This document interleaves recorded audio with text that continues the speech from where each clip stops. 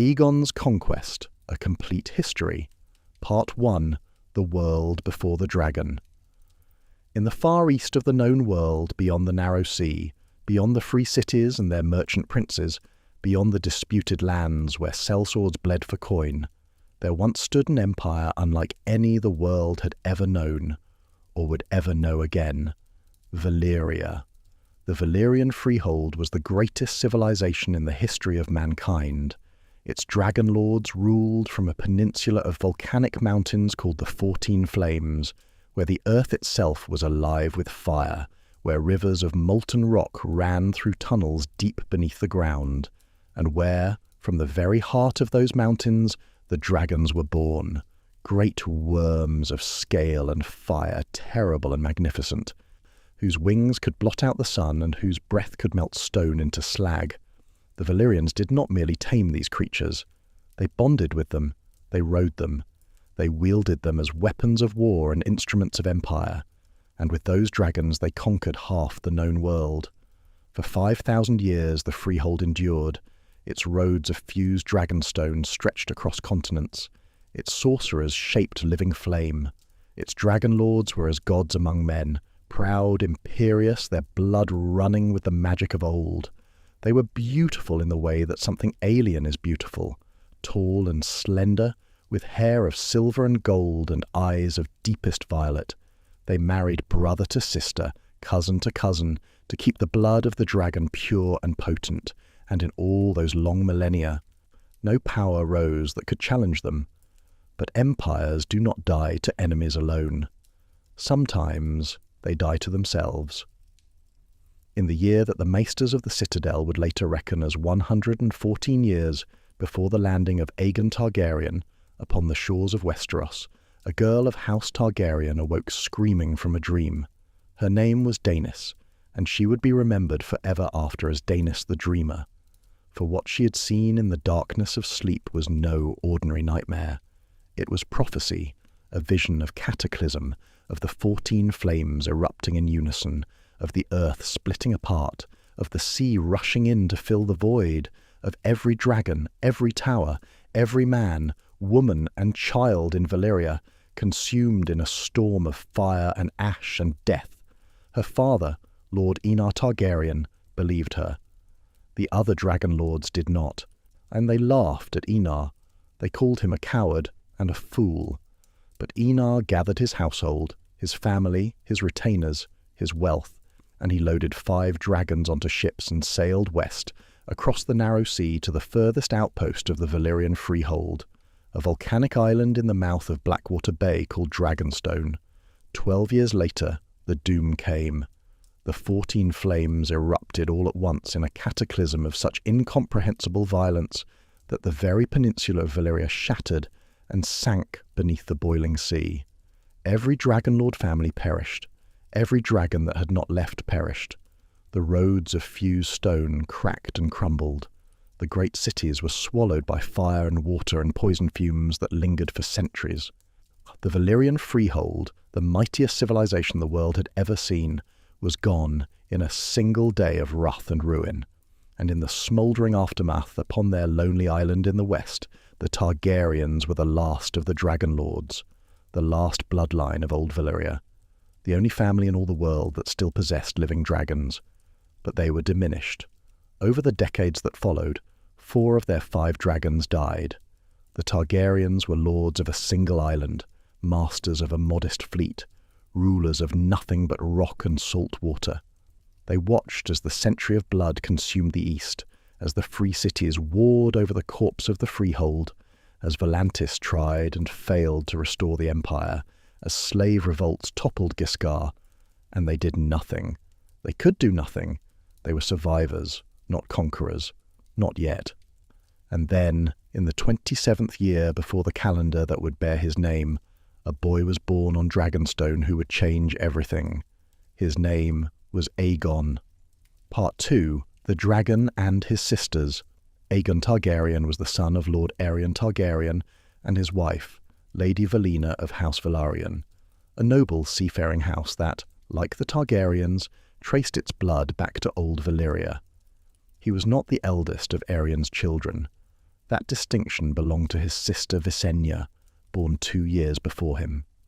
And after Aegon came the youngest, Rhaenys, a girl of surpassing beauty and laughter and restless curiosity. From the moment of his birth, Aegon was marked by the blood of the dragon. He had the Valyrian features in full measure, hair of silver gold, cropped short so that it fell no lower than the bottom of his ears, and eyes of deep, striking purple. He grew tall and broad-shouldered, powerful in build, with a commanding presence that drew every eye in any room he entered.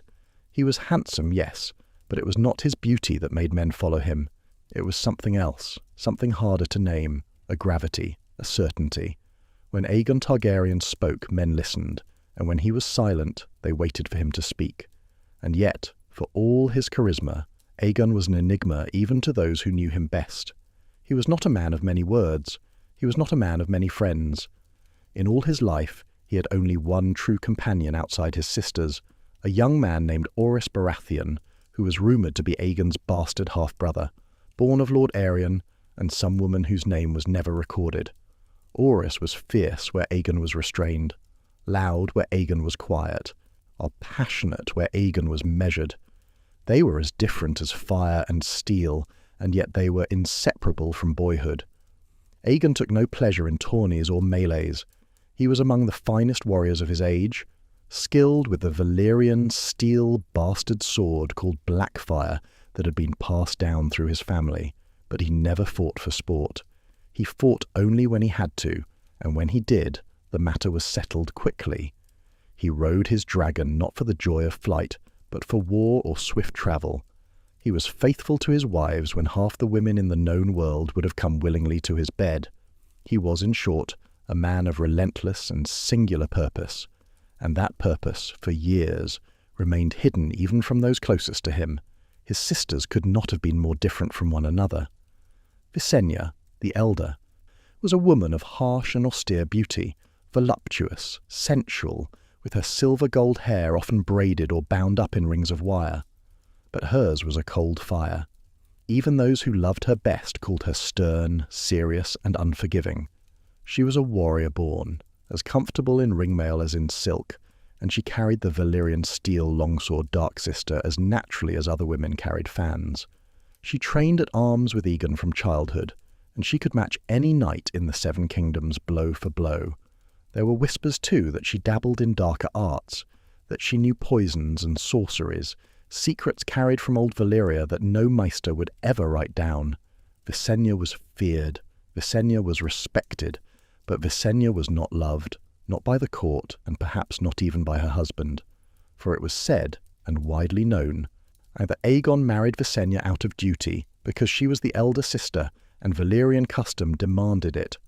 But Rhaenys, he married out of desire. Where Visenya was steel, Rhaenys was silk. She was slender and graceful, with silver-gold hair that she wore long and loose, cascading past her shoulders like a river of moonlight. She was kind-hearted, playful, curious, impulsive, given to flights of fancy and fits of laughter. She loved music and dancing and poetry. She surrounded herself with singers and bards and mummers. She was a natural diplomat, charming the lords and ladies of the court with warmth and wit where Visenya would have commanded them with cold authority. And above all else, Rhaenys loved to fly. It was said she spent more time upon the back of her dragon, Meraxes, than her 2 siblings combined upon theirs. And the 3 dragons were as different as their riders. Balerion, Aegon's mount, was the last dragon born in the fires of Valyria itself, the last living creature in all the world to have seen the freehold in its glory. He was called the Black Dread, and the name was earned 1,000 times over. His scales were black as midnight. His wings were black as a moonless sky. His fire was black, shot through with swirls of crimson, and when he breathed it upon stone, the stone melted and ran like water. In the fullness of his power, his flames could turn sand to glass and steel to slag. He was, by the time of the Conquest, the largest dragon the world had ever seen. His jaws were wide enough to swallow an aurochs whole. His teeth were as long as bastard swords, and when he passed over a town, his wingspan was so vast that his shadow swallowed the entire settlement in darkness.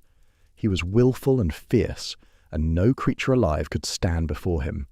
Vhagar, Visenya's dragon, was named for one of the gods of old Valyria. She was smaller than Balerion, but still immense, a great beast whose breath was so hot it could melt a knight's armour and cook the man inside. Vhagar was battle-hardened and fearless, a dragon who had known war from the very beginning, and had never shied from it. Meraxes, Rhaenys' mount, was named for another Valyrian god. She was silver-scaled, beautiful, and nearly as large as Vhagar. Her jaws could swallow horses whole. She was swift in the air and deadly in battle, and she served her rider as faithfully as any warhorse ever served a knight. 3 dragons, 3 Targaryens. And one vision that burned behind Aegon's purple eyes like a fire that would not go out. For years before the Conquest, Aegon had studied Westeros. He had visited the continent in secret, travelling to the citadel of Old Town with Visenya, sailing to the Arbor, possibly even visiting Lannisport. He had observed the Seven Kingdoms with the calculating eye of a general surveying a battlefield, and upon his return to Dragonstone, he had commissioned the construction of something extraordinary, a table carved from a single massive piece of wood, cut and shaped into an exact map of the continent of Westeros. Every mountain, every river, every coastline was rendered with painstaking accuracy. But upon that table, that great painted table that would sit in Dragonstone's chamber of the stone drum for centuries to come, no borders were drawn. No lines divided north from south, reach from stormlands, westerlands from riverlands, because to Aegon Targaryen there was only one realm, and he meant to make it so. The dream, a song of ice and fire. But there is one more thing that must be told, one secret that lay beneath everything, beneath the ambition, beneath the ravens, beneath the fire and blood. A secret that Aegon Targaryen carried with him from the very beginning, and that he passed down in whispers from ruler to heir for 300 years. The histories tell us that Aegon looked across the Blackwater from Dragonstone, saw a rich land ripe for the taking, and decided to conquer it. They tell us of a proud dragon lord driven by ambition and opportunity, a man who saw 7 squabbling kingdoms and thought, I can do better. Yeah, the historians wrote of insults from Storm Kings and carefully calculated political manoeuvres, and all of that was true, as far as it went. But ambition alone was not what drove Aegon Targaryen to conquest. It was a dream. Aegon was, according to certain accounts, a dragon dreamer, one of those rare Targaryens who, like his ancestor Daenys before the Doom, could see through the veil of sleep into the truth of what was to come. The blood of old Valyria ran hot in his veins, and with it came a gift, or perhaps a curse, that no amount of swordsmanship or strategic cunning could equal. Daenys had dreamed of fire, the doom that would swallow a civilization. Aegon dreamed of something far worse. He dreamed of ice. In his dream, Aegon saw a winter beyond imagining, not the ordinary winters of Westeros. Where snow piled high and the cold bit deep for a season or two before the thaw, but something else entirely. A winter without end, a darkness that came howling out of the farthest north, beyond the wall, beyond the lands of the wildlings, beyond the haunted forests and the frozen wastes, a darkness so vast and so absolute that it swallowed the sun itself. And in that darkness he saw them, things that were not alive and yet moved, creatures of cold and silence and death, with eyes like pale blue stars, leading armies of the dead, men and women and children who had once breathed and laughed and wept, now risen as hollow shells, their flesh blue-black with frost, their eyes burning with that same terrible light. An army beyond counting, an army that did not tire, did not hunger, did not fear. An army that grew with every life it took, every fallen warrior rising moments later to join the ranks of the enemy.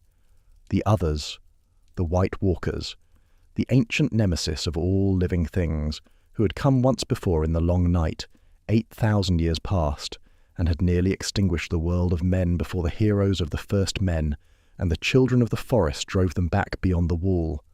They were coming again. Aegon saw it all, the wall cracking, the dead surging south, the kingdoms of men falling one by one, because they were divided, because they were fractured, because they could not unite against the darkness, when each petty king clung to his own petty crown. He saw Winterfell burn, he saw the Eyrie fall, he saw King's Landing swallowed by snow and silence, he saw the end of the world of men. And he understood. Westeros could not stand divided. Not against this. The Seven Kingdoms had to become one. There had to be a single throne, a single ruler, a single purpose, and that ruler had to be a Targaryen, a dragon lord, someone whose blood carried the fire that was the only true weapon against the cold. The living needed a champion. The living needed a prince. On his Valyrian steel dagger, a blade of ancient craft, its metal dark and rippled with the secrets of dragonfire, Aegon inscribed words in the high Valyrian tongue. When held to flame, the hidden glyphs emerged from the steel, glowing red, a message written in the language of the freehold for those who knew how to read it. From my blood will come the prince that was promised, and his will be the song of ice and fire. This was the true heart of the conquest. Not ambition, not vengeance for severed hands, not the painted table or the hunger for power. It was this, a dream of the apocalypse, and a desperate, world-spanning effort to prepare for it. Every battle Aegon fought, every castle he burned, every king he humbled, all of it was, in his mind, in service of a prophecy that might not be fulfilled for centuries. He was not merely building a kingdom, he was building a bulwark against the end of all things. This secret, the dream, the prophecy, the song of ice and fire, was not shared with the world. It was too vast, too terrifying, too easily misunderstood. If Aegon had stood before the lords of Westeros and said, "I must conquer you all because the dead are coming," they would have called him mad. And so the dream remained hidden, a truth told only in whispers. Are passed from monarch to heir in the private chambers of Dragonstone and King's Landing. Aegon told Rhaenys, Aegon told Visenya, and when the time came, the secret was passed down through the line of succession, from Aegon to his heir, and from that heir to the next, and the next, and the next. Each Targaryen king or queen who sat the Iron Throne was told of the dream. Each was charged with the same sacred duty, to hold the realm together, to keep Westeros united, to prepare for the day when winter would come not as a season, but as an extinction. Some took the charge seriously. Some dismissed it as the ravings of a long-dead ancestor. Some, like Rhaegar Targaryen, who would obsess over the prophecy of the prince that was promised, took it too seriously, and the consequences of that obsession would shake the world. And one, poor, our broken King Viserys the fifth Targaryen to sit the Iron Throne, would whisper the dream on his deathbed to a woman who was not the intended recipient, and that misunderstanding would ignite a civil war that would kill tens of thousands and very nearly destroy the Targaryen dynasty forever, the Dance of the Dragons. But that, too, is a story for another time. Part 3. The Insult and the Ravens. The world that Aegon looked upon from his island was a world of division. Westeros was a continent of 7 kingdoms, each ruled by its own king, each jealous of its own power, each steeped in centuries of war and rivalry. The great houses had ruled their domains since the Age of Heroes, since the coming of the Andals, since time beyond memory, and they answered to no one. In the north, beyond the great swamp of the Neck, Torrhen Stark sat as king in the north, ruling from the ancient seat of Winterfell over a vast and sparsely settled domain of snow and pine and granite. The Starks had held the north for 8,000 years, or so they claimed, and they took their power from the land itself, cold, hard, and unyielding. In the Vale of Arryn, behind the great natural fortress of the Mountains of the Moon, the boy king Ronnel Arryn sat upon the throne of the kingdom of Mountain and Vale, though in truth it was his mother, the formidable Shara Arryn, who ruled as Queen Regent. The Vale was nearly impregnable, its only overland approach guarded by the Bloody Gate, its seat, the Eyrie, perched upon the peak of the Giant's Lance, so high that clouds drifted beneath its walls. In the Riverlands and the Iron Islands, Harrenhal, called Harren the Black, was king of the isles and the rivers. He was an Ironborn, descended from the fierce reavers of the sea, and his forebears had conquered the Riverlands by sword and sail. Harren was the most ambitious builder the world had ever seen. For 40 years, he had driven tens of thousands of men, prisoners of war, thralls, and forced labourers from the Riverlands to construct his masterwork, a castle of such titanic size and impossible grandeur that nothing in Westeros could compare to it. Harrenhal, 5 towers, each taller than any tower in any other castle in the realm, walls so thick that a dozen knights could ride abreast along their battlements. Harren had bankrupted his treasury, exhausted the Riverlands, and worked thousands of men to death to build it, and it was nearly complete. In the west, Loren Lannister, King of the Rock, ruled the wealthy kingdom of the Westerlands from Casterly Rock, a fortress carved into a great stone hill that rose above the sea, filled with gold mines that had made the Lannisters the richest house in all of Westeros. In the south, Mern the Ninth Gardener, King of the Reach, Ian commanded the most fertile and populous domain on the continent. House Gardener had ruled from Highgarden for millennia, and their kingdom produced more food, more soldiers, and more knights than any other. In the Stormlands, east of the Reach and south of the Blackwater, Argilac Durrandon, called Argilac the Arrogant, sat upon the throne of Storm's End. He was an aging warrior, fierce and proud, the last of a line that had endured since the Age of Heroes, when legend held that the first Durrandon had won the love of the daughter of the sea god and the wind goddess, and built his castle to withstand their wrath. And in the far south, beyond the Red Mountains, lay Dorne, the Principality of Dorne, ruled not by a king but by a princess, Meria Martell, the Yellow Toad of Dorne. She was 80 years old, blind, bald, and enormously fat, and she was every bit as dangerous as any king on the continent. The Dornish were a people apart, fiercely independent, shaped by the desert and the sun, inheritors of a tradition of guerrilla warfare that had frustrated every invader for thousands of years. 7 kingdoms, 7 rulers, and each believed their power would endure forever. It was Argilac the Arrogant who set the wheel of fate turning. Argilac was afraid. He was growing old, and he had no sons, only a daughter, the fierce Princess Argella. And to his north, Harren the Black was completing Harrenhal, and Argilac feared that once the great castle was finished, Harren would turn his eyes south and invade the Stormlands. The Ironborn had conquered the Riverlands. Why not the Stormlands next? And so Argilac conceived a plan. He would forge an alliance with Aegon Targaryen, the Dragon Lord of Dragonstone, a man with 3 dragons and a growing reputation. He sent an envoy across the narrow sea with a bold offer, the hand of his daughter, Princess Argella, in marriage to Aegon, along with all the lands east of the God's Eye from the Trident to the Blackwater Rush as her dowry. A buffer zone between the Stormlands and Harren's domain. There was, of course, a problem. The lands Argilac offered as dowry did not belong to him. They belonged to Harren the Black. Argilac was offering to give away another king's territory, a manoeuvre born of desperation and arrogance in equal measure. Aegon's response was carefully calculated. He already had 2 wives. He needed no third. But he would not simply refuse. Instead, he made a counteroffer that he knew would be unacceptable.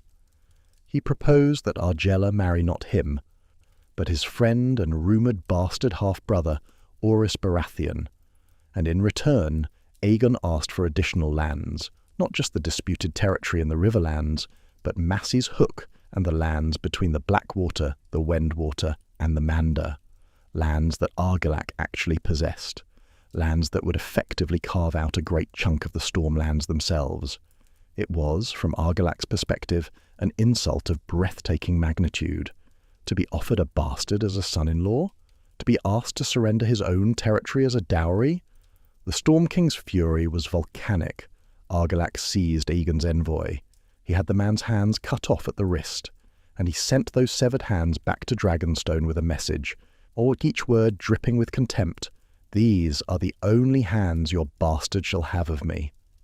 When those hands arrived on Dragonstone, when Aegon Targaryen looked upon the severed flesh and dried blood of his ambassador, and read the Storm King's words, Something shifted behind those purple eyes. Something that had been waiting, perhaps for years, finally awoke. Aegon called his banners. He summoned the lords sworn to Dragonstone, the Valerions of Driftmark, the Celtigars of Claw Isle, the Masses, and others. He gathered them in the great chamber of the stone drum around the painted table, with the map of Westeros spread before them like a promise. For 6 days they debated. For 6 days they planned. And on the 7th day, Aegon and his sisters went to the Sept of Dragonstone and prayed before the altars of each of the 7 gods, seeking, or at least performing, the rituals of the faith that was kept throughout Westeros. And on the morning of the 7th day, a cloud of ravens burst from the towers of Dragonstone. They flew to every corner of the continent, to the 7 kings, to the citadel of Oldtown, to lords great and small, and every raven carried the same message. From this day forth there would be but one king in Westeros. Those who bent the knee to Aegon of House Targaryen would keep their lands and titles. Those who took up arms against him would be thrown down, humbled and destroyed. The responses were varied. Most of the kings ignored the message or laughed at it. A dragon lord with a handful of followers are making demands of kingdoms that had endured for thousands of years. The notion seemed absurd. Meria Martell of Dorne replied with cunning. She would be Aegon's friend and ally against the Storm King, but she would not bend the knee. She would not submit. Shara Arryn of the Vale saw an opportunity.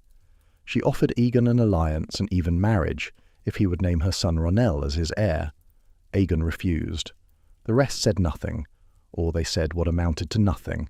Empty pleasantries, polite refusals, silence. It did not matter. The ravens had been sent not to negotiate, but to declare. And with that declaration, the conquest had begun. Part 4. Aegon's Landing. In the year that would later be reckoned as 2 years before the founding of the new calendar, 2 BC, as the maesters would write it, Aegon Targaryen set sail from Dragonstone with his 2 sister wives and a force that, by any reasonable military assessment, should have been laughable. Fewer than 1,600 men. That was the sum total of the Targaryen invasion force. 1,600 soldiers, most of them drawn from the minor houses sworn to Dragonstone, Velaryon, Celtigar, Massey, Bar Emmon, along with a small fleet of ships. Against them stood 7 kingdoms with hundreds of thousands of fighting men between them. By every measure of conventional warfare, Aegon's invasion should have been suicide. But Aegon Targaryen had 3 things that no other lord in Westeros possessed. 3 dragons.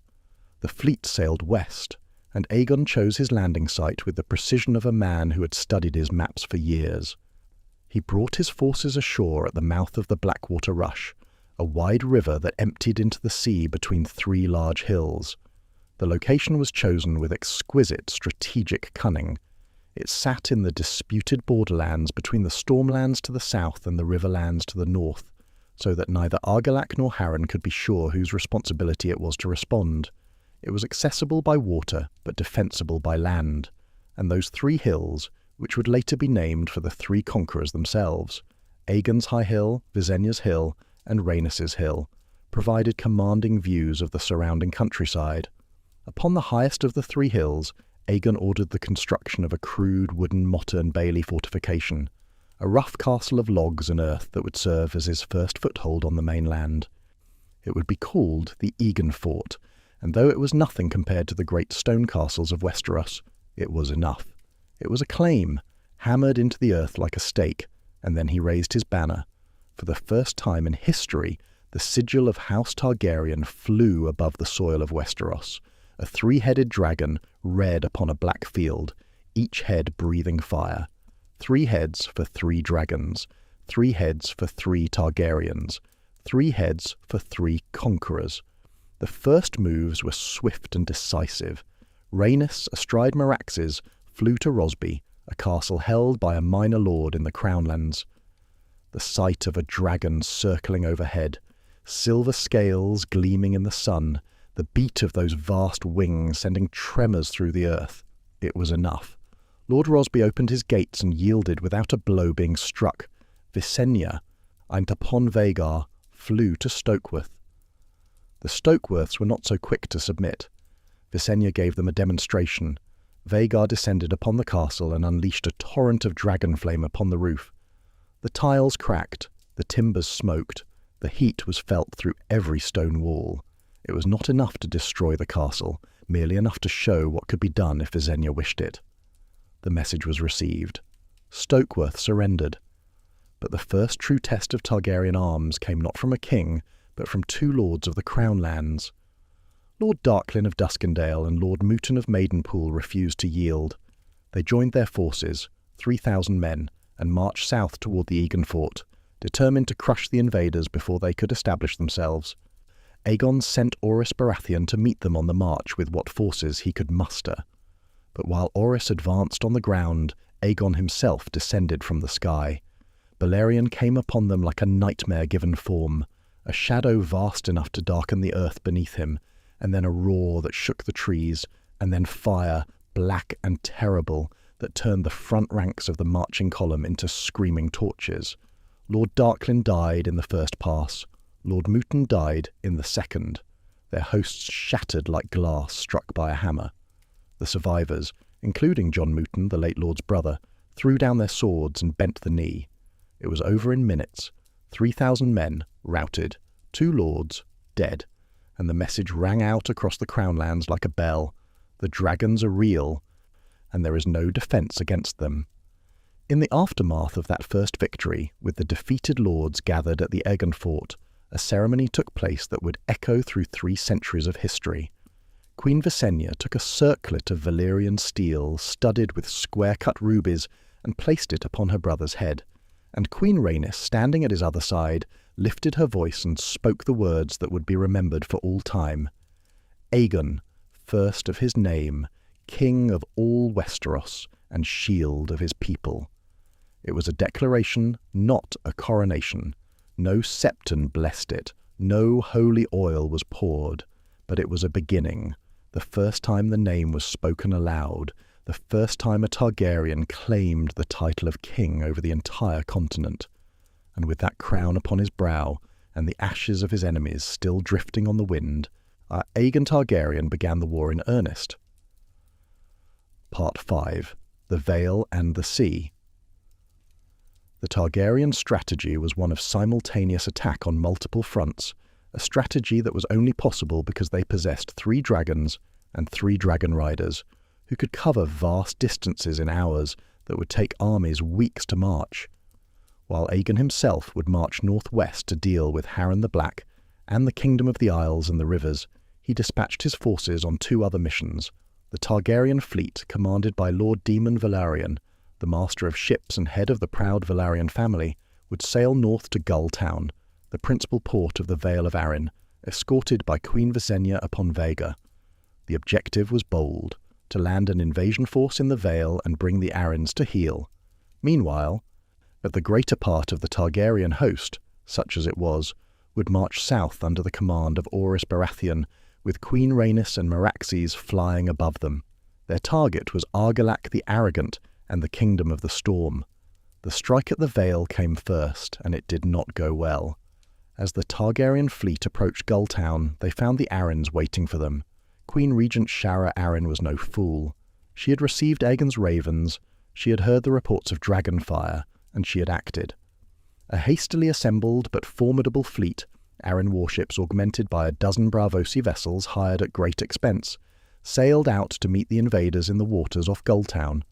The naval battle was fierce and short. The Targaryen fleet, outmatched on the water, was smashed. Ships were rammed and burned and sunk. Lord Daemon Velaryon, Aegon's admiral and one of his most loyal supporters, was killed in the fighting. A third of the Targaryen ships went to the bottom of the bay. It was the first real defeat the Targaryens had suffered, and for a brief shining moment it must have seemed to the Arryns that the dragons could be stopped. Then Visenya came. Vhagar descended from the clouds like the wrath of the gods. The great dragon dove upon the victorious Arryn fleet, her breath a furnace blast of fire so intense that the wooden warships ignited like kindling. Ship after ship erupted in flames. Men leaped screaming into the harbour, their armour dragging them down to drown, even as the fire consumed those who remained aboard. The Baratheon ships, built for commerce and light warfare, burned fastest of all.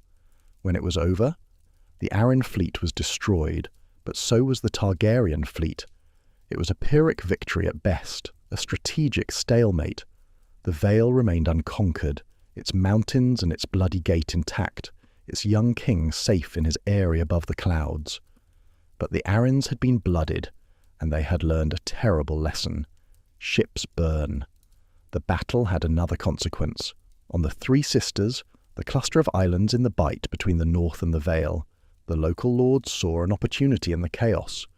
The sistermen, long resentful of Arryn rule, renounced their allegiance and crowned Lady Marla Sunderland as their queen, declaring independence.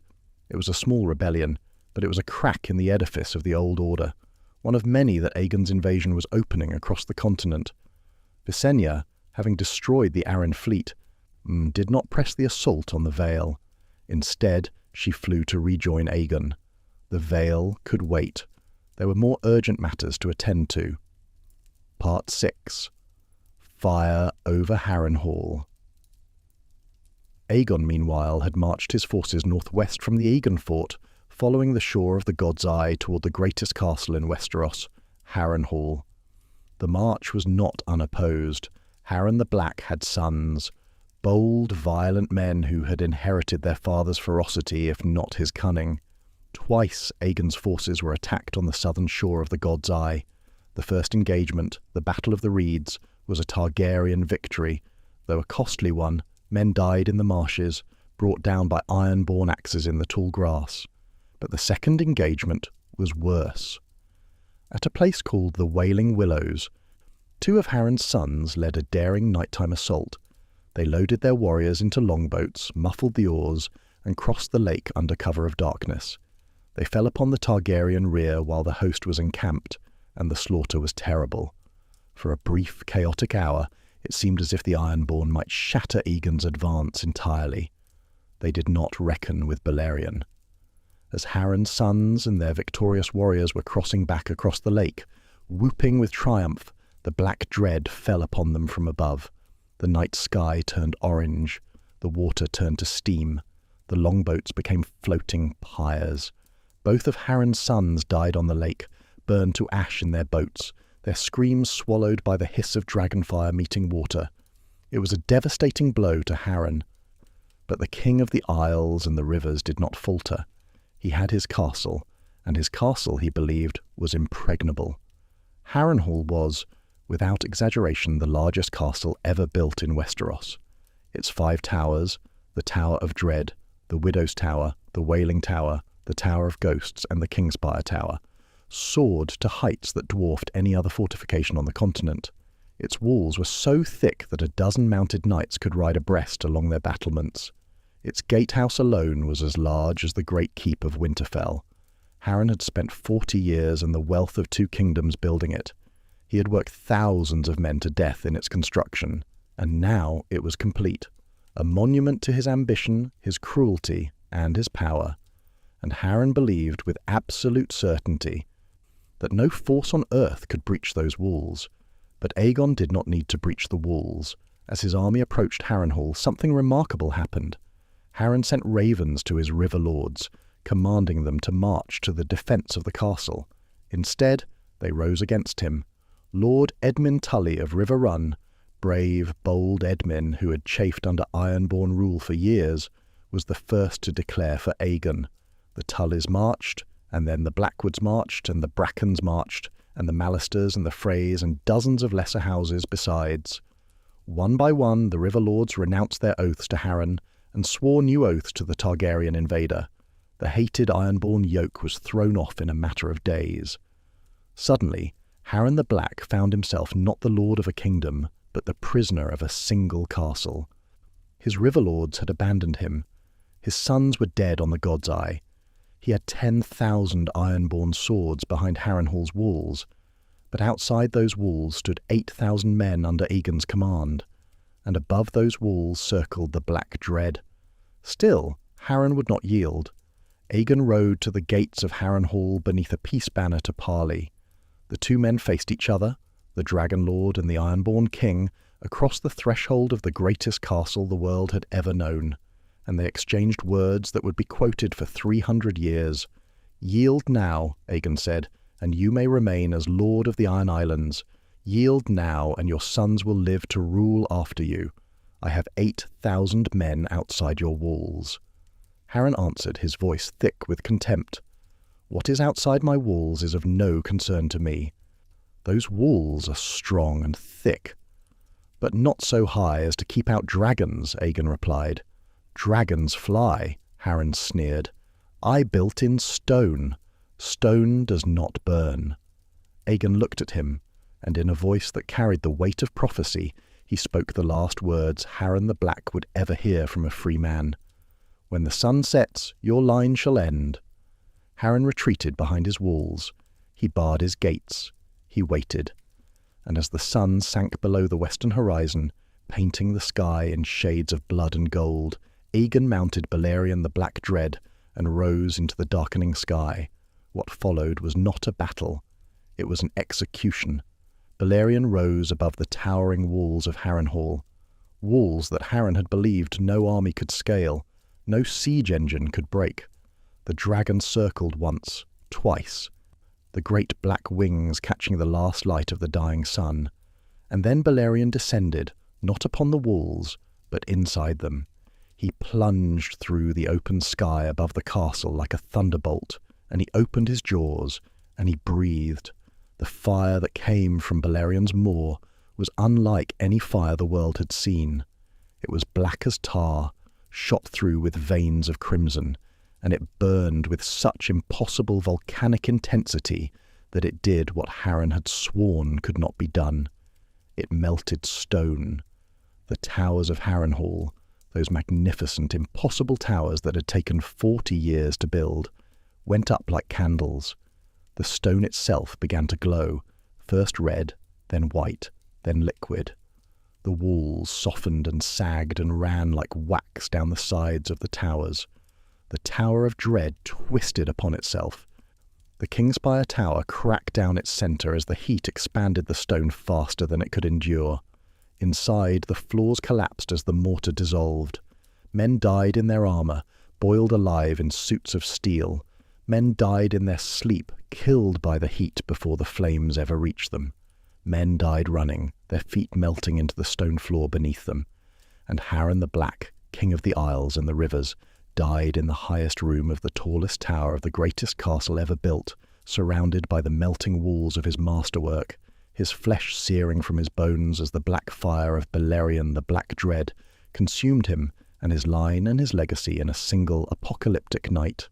When dawn came, Harrenhal still stood, but it would never be the same. The towers were twisted, melted, warped into the grotesque shapes that they would retain for centuries to come, a permanent monument to the folly of defying dragonfire. The castle that had been Harren's pride became his tomb, and it would be whispered forever after that Harrenhal was cursed, that no house which held it would prosper, that the ghosts of those who died in the burning walked its halls at night.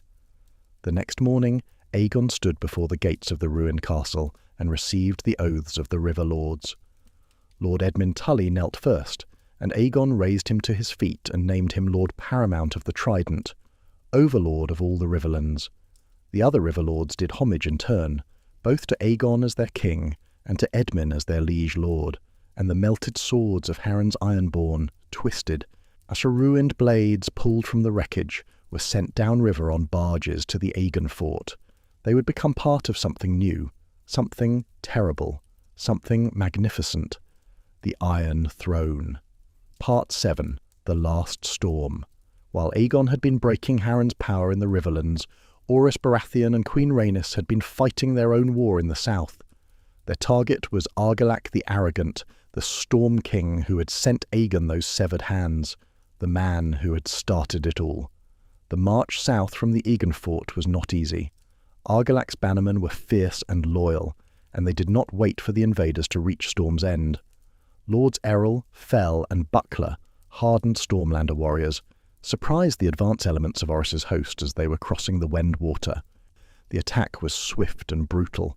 1,000 men were cut down before the attackers faded back into the trees like ghosts, But Rhaenys was not a woman to let such a thing stand unanswered. She unleashed Meraxes upon the forest. The dragon flames swept through the trees in a wall of fire, turning ancient oaks into pillars of flame. Lord Errol perished in the inferno. Lords fell and Buckler escaped, but they carried the terror of dragonfire back to Storm's End with them, and with that terror went any hope that the Storm King's bannermen would stand firm against the dragons. When word of the burning of Harrenhal reached Storm's End, when Argilac learned that Harren the Black, behind his mighty walls, had been roasted alive in his own castle, the Storm King faced a choice that no proud warrior should ever have to make. He could stay behind the walls of Storm's End and wait for the dragons to come. He could be burned like Harren, cowering in his castle, dying like a rat in a trap. Or he could ride out.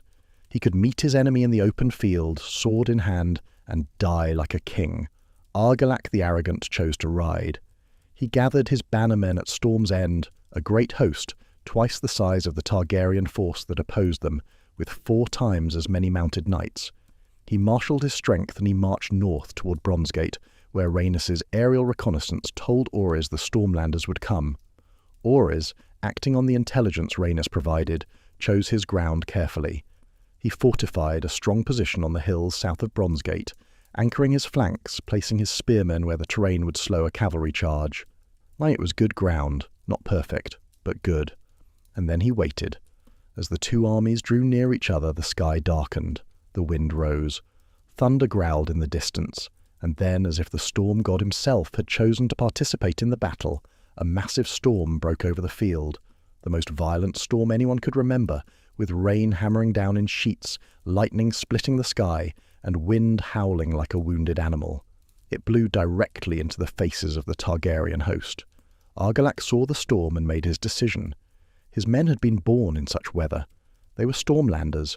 They had been fighting in rain and wind and thunder since they first picked up a sword. The storm was their ally, not their enemy. And so Argilac the Arrogant gave the order to attack, and the battle that history would call the last storm began.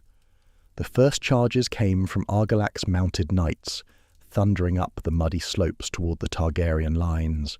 The ground was treacherous, rain-slicked and churning beneath the hooves, and the steep terrain slowed them, but the Stormlanders were relentless. Argilac's spearmen had greater success on foot, slogging through the mud and driving the Targaryen forces from 2 of the hills they held. Then came the third charge. Argilac himself led it, the Storm King in the vanguard, his crown upon his helm, his sword in his hand, his knights around him like a wall of steel. They smashed into the centre of Orys' line with such force that the Targaryen formations buckled and broke. Men went down in the mud, trampled by warhorses, hacked apart by Storm Knight swords. The centre collapsed. Argilac drove through, and on the other side he found Rhaenys. Meraxes was grounded. The storm was too fierce for flight, the wind and rain too violent for even a dragon's wings to carry her aloft. But Meraxes did not need to fly. She was on the ground, and her jaws were open, and when the knights of Argilac's personal guard came charging through the broken Targaryen centre, they rode straight into dragonfire. The flames engulfed them. Dickon Morrigan, who commanded the Stormlander vanguard, was incinerated. The bastard of Blackhaven, fighting at his side, was consumed. Argilac's personal guard, the finest knights in the Stormlands, burned and screamed and died in their saddles. The warhorses, mad with terror, threw their riders and bolted in every direction, trampling friend and foe alike. Argilac was thrown from his saddle. He struck the muddy ground hard, his armour ringing like a bell, and when he rose, he was alone. His guard was dead. His knights were scattered. His army was breaking around him, but the Storm King did not flee. Argilac the Arrogant stood in the mud and rain and drew his sword. He killed 6 men who came at him. He fought off 6 more. His arms were bloody to the elbows, his sword slick with gore, and still he fought, because he was a Durrandon, and the Durrandons had held the Stormlands since the Age of Heroes, and he would not die on his knees. Then Orys Baratheon dismounted and walked toward him through the rain. "Yield," Orys said. "Yield, and you will live." Argilac cursed him. He called him a base-born dog, a bastard, a pretender, and with the last of his strength, and the Storm King raised his sword. They fought. The duel was brief but fierce, two great warriors trading blows in the driving rain, their feet sliding in the mud, their blades ringing against each other with every stroke. Each man took a wound. Blood mingled with rainwater on the churned earth, and then it was over. Argilac the arrogant, the last Storm King, the man whose insult had started a conquest, fell dead in the mud at the hands of Orys Baratheon. His death broke the Stormlanders. Those who could fled, those who could not threw down their swords and begged for mercy. The last storm was over. The Stormlands had fallen, but the tale was not quite finished. At Storm's End, that ancient magical castle built, according to legend, by Bran the Builder himself to withstand the fury of the gods. Argilac's daughter, Argela Durandon, received the news of her father's death, and in her grief and fury she did something extraordinary. She barred the gates of the castle, donned her father's armour, and declared herself Storm Queen. She would not surrender. She would hold Storm's End until the end. Her garrison had other ideas. The soldiers who held Storm's End had heard what happened to Harren the Black. They had no desire to be roasted alive inside their own walls when the dragons came. After a few days of Argela's defiant rule, they revolted. They seized their queen, stripped her of her armour, and delivered her to Orys Baratheon's camp, chained, naked, and humiliated. What Orys did next would define his house for 300 years. He did not mock her. He did not shame her. He removed her chains with his own hands, as he wrapped her in his cloak for warmth. He gave her food and wine, and spoke to her with gentleness. And when the time was right, he asked for her hand in marriage. Argela Durandon, the last of her house, accepted. Orys took the sigil of House Durandon, the crowned stag, as his own. He took their words, "Ours is the fury," as his own. And Aegon named him Lord of Storm's End and Lord Paramount of the Stormlands. And the newly founded House Baratheon was born from the ashes of the old, a house that would endure for 3 centuries, that would one day produce a king who would bring the Targaryen dynasty crashing down in the very rebellion that their rule had made inevitable. But that story was far in the future, for now the Stormlands were conquered, and an Orys Baratheon, the bastard brother whom Argilac had so despised, was its lord. Part 8. The Claws and the Crescent. With the Riverlands and the Stormlands secured, Aegon turned his attention to the smaller but no less important task of securing the lands around his new base of power. Visenya was sent to Crackclaw Point, that wild, wooded peninsula northeast of King's Landing, home to a dozen small, fierce lords who had long been independent and quarrelsome. The lords of Crackclaw Point had heard what happened to Harren the Black. They had heard what happened to Lords Darklyn and Mouton. They understood the arithmetic of dragonfire. When Visenya arrived, they did not resist. One by one they came before the stern queen and laid their swords at her feet. She accepted their oaths and made them a promise that would be remembered for centuries. The lords of Crackclaw Point would owe fealty to no one but the Iron Throne itself. No Lord Paramount, no regional overlord. They were Visenya's own men, bound directly to the crown. It was a small thing, perhaps, a few dozen minor lords in a backwater peninsula, but it showed something important about the Targaryen way of war. They did not merely conquer, they made bargains. They rewarded loyalty and punished defiance. They offered a choice: bend the knee and prosper, or stand and burn. With Crackclaw Point secured and the immediate surroundings of the Aegon Fort under Targaryen control, the 3 conquerors gathered for the greatest battle of the war. Part 9. The Field of Fire. While Aegon had been burning Harrenhal and Orys had been breaking Argilac, the 2 great western kings had not been idle. Loren the First Lannister, King of the Rock, and Mern the 9th Gardener, King of the Reach, had watched the progress of the Targaryen invasion with growing alarm. They saw Harren destroyed. They saw Argilac destroyed. They understood that if they faced the dragons alone, they would be destroyed too. And so they did something that the great houses of Westeros rarely did. They combined their strength. From Highgarden, Mern the 9th marched north with the full might of the Reach, the most populous kingdom in Westeros, able to field more soldiers than any other. He brought his sons and his grandsons, his brothers and his uncles and his cousins. He brought the great lords of the Reach, the Oakhearts, the Florents, the Rowans, the Peaks and the Redwynes. The banners of 100 houses flew above his column as it wound through the green fields of the Reach. Beneath the walls of Goldengrove, the Gardner host met the army of Loren Lannister, marching east from the Westerlands. The King of the Rock brought his own formidable strength, not so numerous as the Reach perhaps, but hardened and well-armed, equipped with the finest weapons that Lannister gold could buy. Together, they assembled the mightiest host that Westeros had ever seen. 55,000 men, 5,000 of them mounted knights. It was an army that could have conquered any kingdom on the continent. It was an army that, on any ordinary battlefield against any ordinary foe, would have been unstoppable. But the foe they marched against was not ordinary. When word of the two kings' march reached Aegon at his camp beside the God's Eye, he moved quickly. He gathered his own forces, a ragged army of Riverlanders mostly, conscripts who had recently sworn to his cause, led by Lord John Mouton of Maidenpool. They numbered perhaps 10 or 11,000, one-fifth the strength of the combined western-southern host. But Aegon did not wait for the two kings to come to him. He advanced south to meet them, racing ahead of the slower-moving allied host. And at the town of Stony Sept, he was joined by both his queens. Rhaenys flew north from Storm's End, where the Stormlands had been secured. Visenya flew south from Crackclaw Point. For the first time since the war began, all 3 Targaryens and all 3 dragons were united in one place. The two armies met on the wide, open plains south of the Blackwater Rush, near the present-day Gold Road. It was flat country, good cavalry country, with dry grass and fields of wheat stretching to the horizon.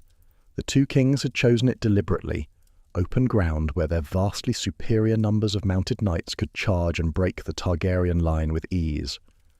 Mern IX commanded the centre of the allied army, as befit the senior king and the one who had contributed the most men. His son Edmund led the vanguard. Loren Lannister held the right wing with the strength of the Westerlands. Lord Oakheart commanded the left. Against them the Targaryens formed a defensive crescent, a curved line that could absorb a charge without being flanked. It was a formation born of desperation. The choice of a general who knows he is outnumbered 5-1 and has no hope of winning a conventional battle. The charge came. The 5,000 knights of the Reach and the West surged forward in a thundering wave of steel and horseflesh, their lances lowered, their banners streaming. The ground shook, the Targaryen spear lines braced and began to buckle.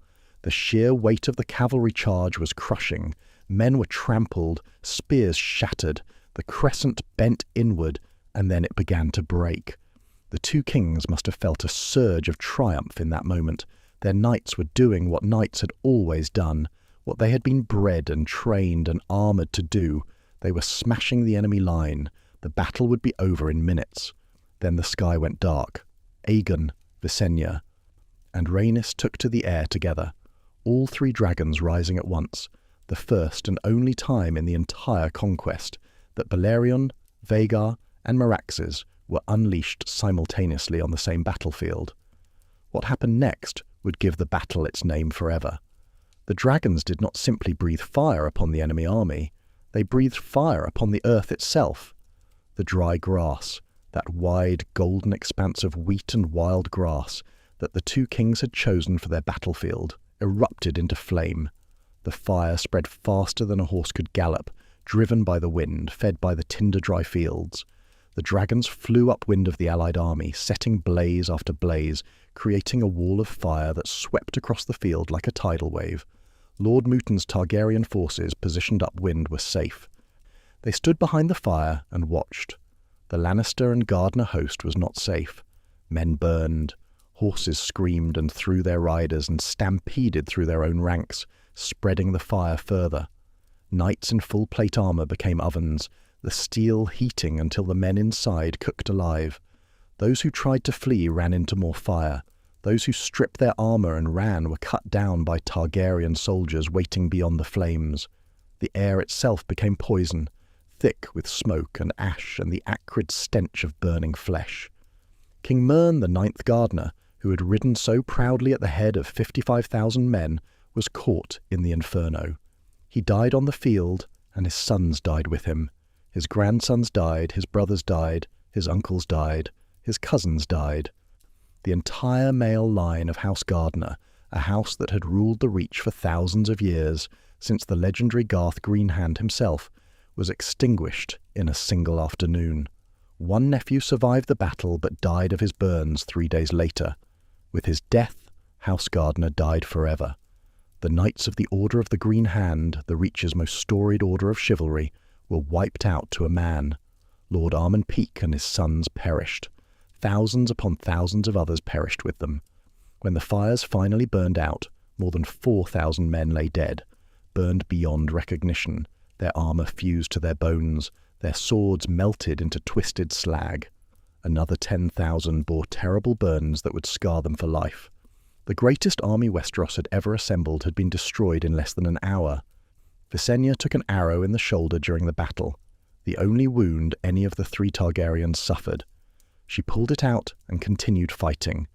King Loren Lannister, to his credit, saw the situation clearly and acted with the pragmatism that would define his house for centuries. When the fire began to spread, he did not wait. He rode through the flames, burning, choking, but alive, and escaped the battlefield. He was captured the following day with a remnant of his forces. Loren was brought before Aegon, and unlike Harren, unlike Argilac, the King of the Rock chose wisdom over pride. He bent the knee. He yielded his crown. He swore his sword to the Targaryen cause. And Aegon, true to the promise in his ravens, allowed him to keep his lands and his titles. Loren was named Warden of the West, and House Lannister would continue to rule the Westerlands, not as kings, but as lords paramount under the Iron Throne. The singers called the battle the Field of Fire.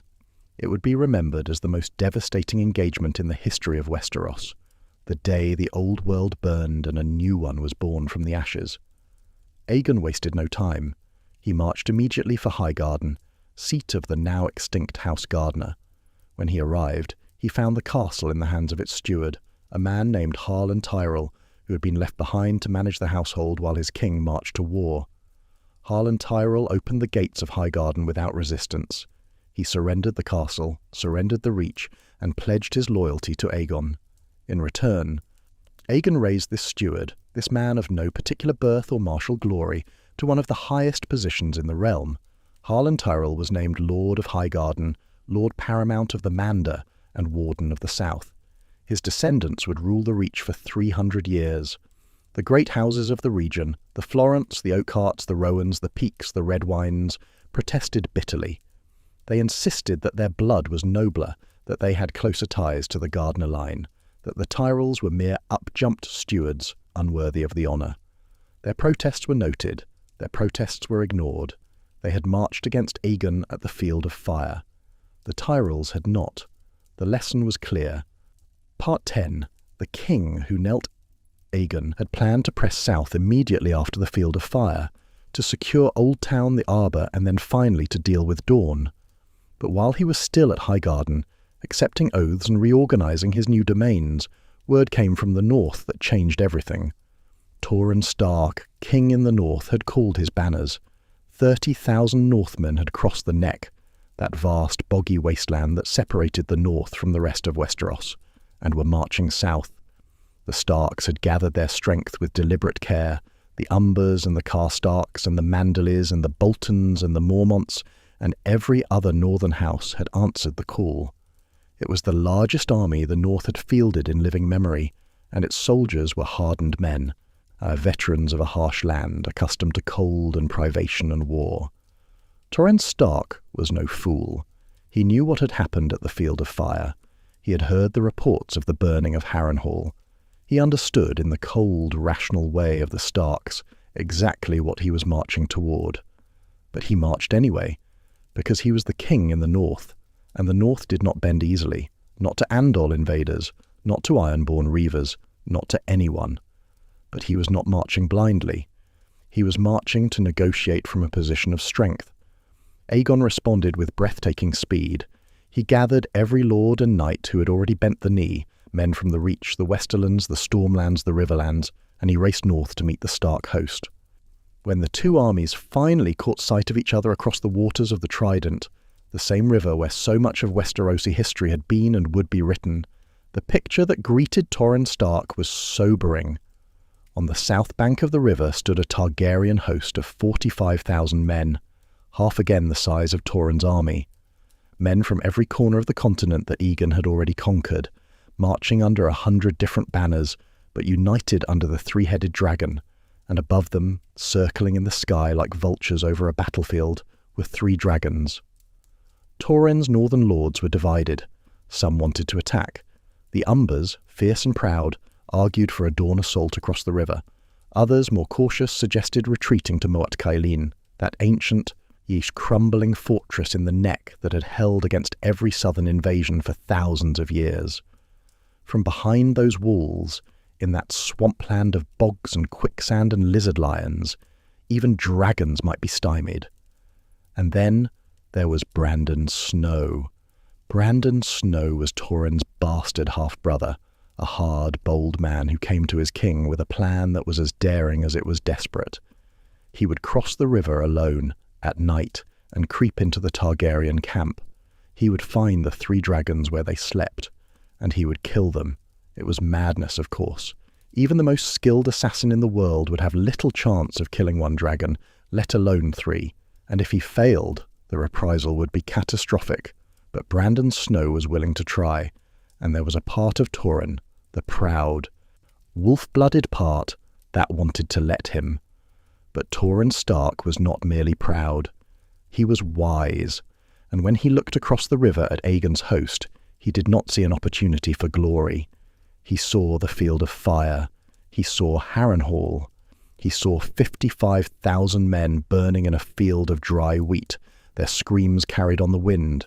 He saw what would happen if he fought and lost, not just to his army but to the north, to his people, to the families and farms and holdfasts that would have no one to protect them if 30,000 Northmen died on the banks of the Trident. The king in the north made his choice. He sent Brandon Snow across the river, not with a dagger, but with maesters and terms of peace. They negotiated through the night, and when the sun rose the following morning, Torrhen Stark crossed the Trident. Yet he walked to where Aegon sat upon the painted table's living counterpart, the camp of the Conqueror, beneath the shadow of 3 sleeping dragons. And Torrhen Stark, king in the north, descendant of Bran the Builder, blood of the first men, knelt.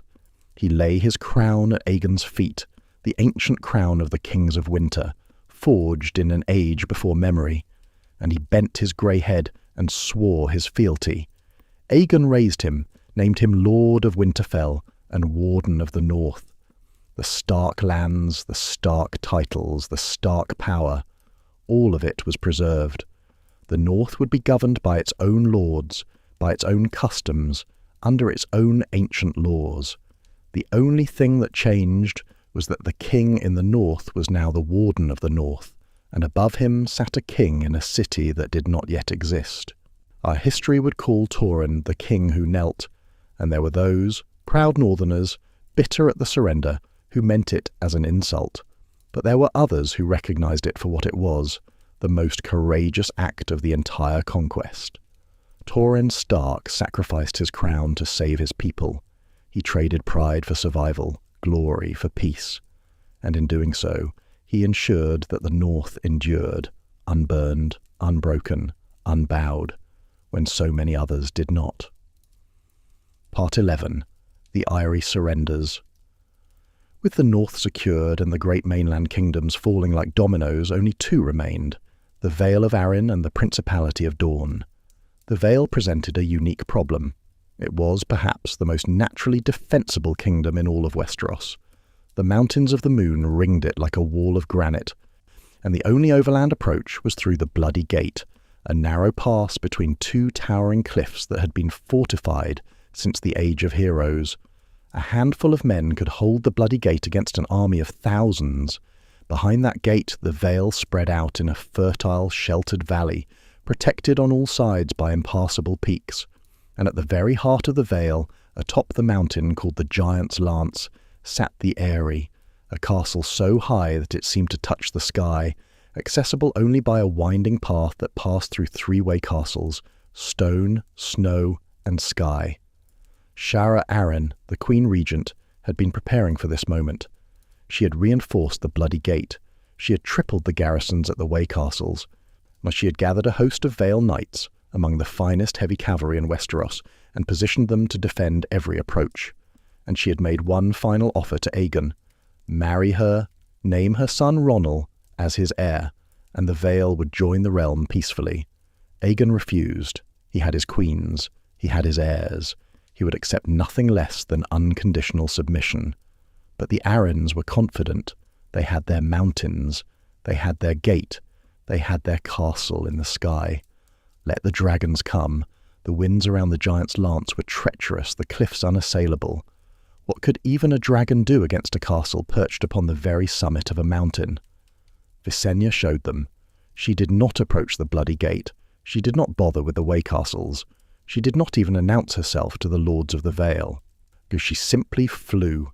Vhagar rose above the mountains of the moon, above the clouds, above the reach of any arrow or scorpion bolt, and she descended into the inner courtyard of the Eyrie itself, the most impregnable castle in Westeros, like a hawk landing on a garden wall. When Shara Arryn came running from the castle, her guards at her back, her heart hammering with a terror she had never known, she found Queen Visenya Targaryen standing in her courtyard, and sitting upon Visenya's knee, giggling with delight, was her son, little Ronnel Arryn, the boy king of mountain and vale, all of 6 years old, looked up at his mother with shining eyes. "Mother!" he cried. "Can I go flying? I want to fly on the dragon. She said I could fly on the dragon." In that moment, Shara Arryn understood everything. She understood that her mountains meant nothing, her Bloody Gate meant nothing, her way castles meant nothing. If a dragon could land in the courtyard of the Eyrie, if a dragon could reach the most inaccessible castle in Westeros as easily as a bird alights upon a branch, then there was no fortress in the world that could keep the Targaryens out. She surrendered. The terms were generous, as they always were for those who bent the knee. Ronnel Arryn, once king of mountain and vale, became lord of the Eyrie and warden of the east. The Arryns kept their lands, their wealth, their power. They simply exchanged a crown for a title and a boy king for a lord, and little Ronnel got his wish. Visenya took him flying upon Vhagar 3 times around the peak of the Giant's Lance. He swooping and soaring through the mountain air while the boy laughed and shrieked with joy. It was perhaps the sweetest victory of the entire conquest, won not with fire and blood, but with the wonder of a child's smile. Part 12. The Yellow Toad of Dorne. One kingdom remained, Dorne, the southernmost realm of Westeros, separated from the rest of the continent by the Red Mountains and the harsh deserts beyond. Dorne was different from the other kingdoms in almost every way, in climate, in culture, in the blood of its people. The Dornish were a mixture of first men, Andals, and the Rhoynar, the great river people of Essos who had fled their homeland 1,000 years earlier, under the warrior Queen Meria, sailing across the narrow sea with 10,000 ships. The Rhoynar had brought their customs with them, equal inheritance for women, a prince rather than a king, a fierce independence that burned as hot as their desert sun. And they had brought something else, a tradition of warfare that was nothing like the chivalric battles of the rest of Westeros. The Dornish did not meet armies in the field. They did not charge in gleaming armour with lances lowered. They struck from shadows. They poisoned wells. They ambushed supply lines. They vanished into the desert when the enemy came in force and reappeared behind them when they turned away. They were masters of guerrilla warfare, and they had used these tactics to frustrate every invader who had ever crossed the Red Mountains. Rhaenys was sent to bring Dorne to heel, so rather than march through the Prince's Pass, where Dornish spearmen waited in ambush among the mountain rocks, she flew over it entirely, upon Meraxes. She soared above the Red Mountains, above the desert, and descended upon the castle of Vaith. It was empty. The castle had been abandoned. The lords were gone. The soldiers were gone. Only dust and silence greeted her. Rhaenys flew on to God's Grace, the seat of House Illyrian. Empty. Deserted. not a fighting man in sight. She flew to the Planky Town, the great river port where the green blood met the sea. There she found people, women, children, old men, but no warriors, no lords, no army. They had all melted away into the mountains, into the deserts, into the vast, scorching wasteland where no dragon could follow, because there was nothing to burn and no one to fight. Finally, Rhaenys flew to Sunspear, the seat of House Martell, the ruling house of Dorne, and there, in the empty castle, alone upon her throne in a hall that should have held 100 courtiers, she found the one person who had not run. Meria Martell, Princess of Dorne, the Yellow Toad. She was 80 years old. She was blind. She was nearly bald. She was enormously fat. And she was absolutely, utterly, magnificently unafraid. Rhaenys, still young and fierce, still flush with the victories of the last storm in the field of fire, stood before this ancient, withered woman and demanded submission. Meria looked toward the sound of her voice, for she could not see her, and she spoke. "I will not fight you, nor will I kneel to you. Dorne has no king. Tell your brother that." Rhaenys felt the steel rise in her spine, and this was not what she had expected. This was not how defeated rulers were supposed to behave. "I shall," Rhaenys replied, her voice hardening, "but we will come again, princess, and the next time we shall come with fire and blood." And Meria Martell, 80 years old, blind, bald, sitting alone in an empty castle at the edge of the world, tilted her chin upward and answered with words that would ring through the centuries. "Your words, ours are unbowed, unbent, unbroken. You may burn us, my lady, but you will not bend us, break us, or make us bow. This is Dorne. You are not wanted here. Return at your peril." And that was that. Rhaenys mounted Meraxes and flew away, and Dorne remained unconquered. It would remain unconquered for nearly 200 years more, long after Aegon and his sisters were dust, so long after the last living memory of the conquest had faded. Dorne would join the realm not through fire and blood, but through marriage and diplomacy, in its own time, on its own terms. Meria Martell had won the only victory that truly mattered. Part 13. The Starry Sept and the Crown. While Rhaenys was meeting her match in Dorne, the final act of the conquest was unfolding at the opposite end of the continent. Oldtown. It was the oldest city in Westeros, older than King's Landing by thousands of years, older than the Targaryen dynasty by millennia. It was the seat of the citadel, where the maesters of the realm studied and taught and kept the histories of the known world. It was the seat of the Starry Sept, the holiest site of the Faith of the Seven, where the High Septon, the spiritual leader of millions, held court, and it was ruled by House Hightower, one of the oldest and richest families in the realm, who governed from the Hightower itself, a massive, ancient lighthouse that rose above the harbour like a stone finger pointing at the sky. Lord Manfred Hightower had not marched with King Mern to the field of fire. He had not sent his armies. He had not raised his banners against the Targaryens, and the reason for his restraint was a matter of faith, or depending on one's perspective, a matter of survival. When word of Aegon's landing had first reached Oldtown, the High Septon had locked himself in the Starry Sept.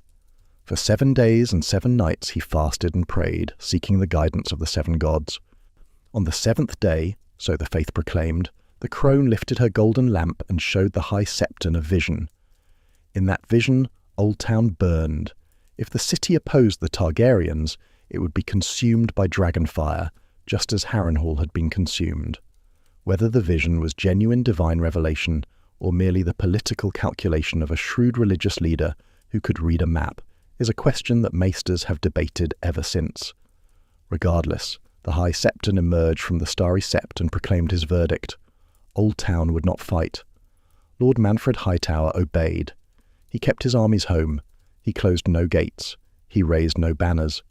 And so, when Aegon Targaryen marched upon Oldtown at the head of his victorious host, the combined strength of 6 conquered kingdoms, with 3 dragons overhead, he found the city gates open and Lord Hightower riding forth to greet him, not in defiance, but in submission. 3 days later, in the starry sept of Oldtown, the most sacred place in all the Seven Kingdoms, the High Septon performed the most momentous religious ceremony in the history of Westeros. He anointed Aegon Targaryen with the 7 holy oils, one for each of the gods. He placed a crown upon his silver-gold head, and in a voice that echoed through the vaulted stone chambers of the sept, in the presence of lords and knights and holy men and common folk, he proclaimed, Aegon of House Targaryen, the first of his name, King of the Andals, the Rhoynar, and the First Men, Lord of the Seven Kingdoms, and Protector of the Realm. The crowd erupted. The cheering could be heard in the streets outside, where tens of thousands had gathered to witness the birth of a dynasty, and as Aegon emerged from the starry sept, he mounted Balerion, and the Black Dread flew through the streets of Oldtown while the people cheered and wept and trembled below. It was the official beginning. The faith had blessed the conquest. The gods, or at least their earthly representative, had declared Aegon the rightful ruler of Westeros. The calendar itself would be rewritten. The year of that coronation became year 1, the first year after the conquest. Every year that came before was reckoned backward from that moment. The entire history of Westeros was divided, from that day forward, into 2 eras, before the conquest and after. Aegon Targaryen was now, in name and in law and in the eyes of gods and men, the King of Westeros. Part 14, The Iron Throne and the New World, continued. The Targaryens kept their promises. The Lannisters kept the West. The Tyrells were given the Reach. The Baratheons held the Stormlands. The Tullys governed the Riverlands. The Starks ruled the North. The Arryns commanded the Vale. Each region kept its own laws, its own customs, its own ancient traditions. Aegon did not seek to remake Westeros in some new image. He sought only to unite it, to end the centuries of warfare between the Seven Kingdoms, and replace it with a single, overarching authority that could enforce peace. And now, seated upon the ruins of the old world, Aegon Targaryen set about building a new one. He announced that he would rule not from Dragonstone, where his family had sheltered for a century, nor from Oldtown, where the faith had crowned him. He would rule from the place where it had all begun, the muddy shore at the mouth of the Blackwater Rush, the 3 hills where the Aegon fort still stood. A new city would rise there, a city that had never existed before, a city born of conquest and ambition. It would be called King's Landing. And at the heart of that city, in the great hall of the Aegon fort, Aegon commanded his smiths to construct a seat unlike any the world had seen. He ordered every sword taken from a defeated enemy to be brought before him.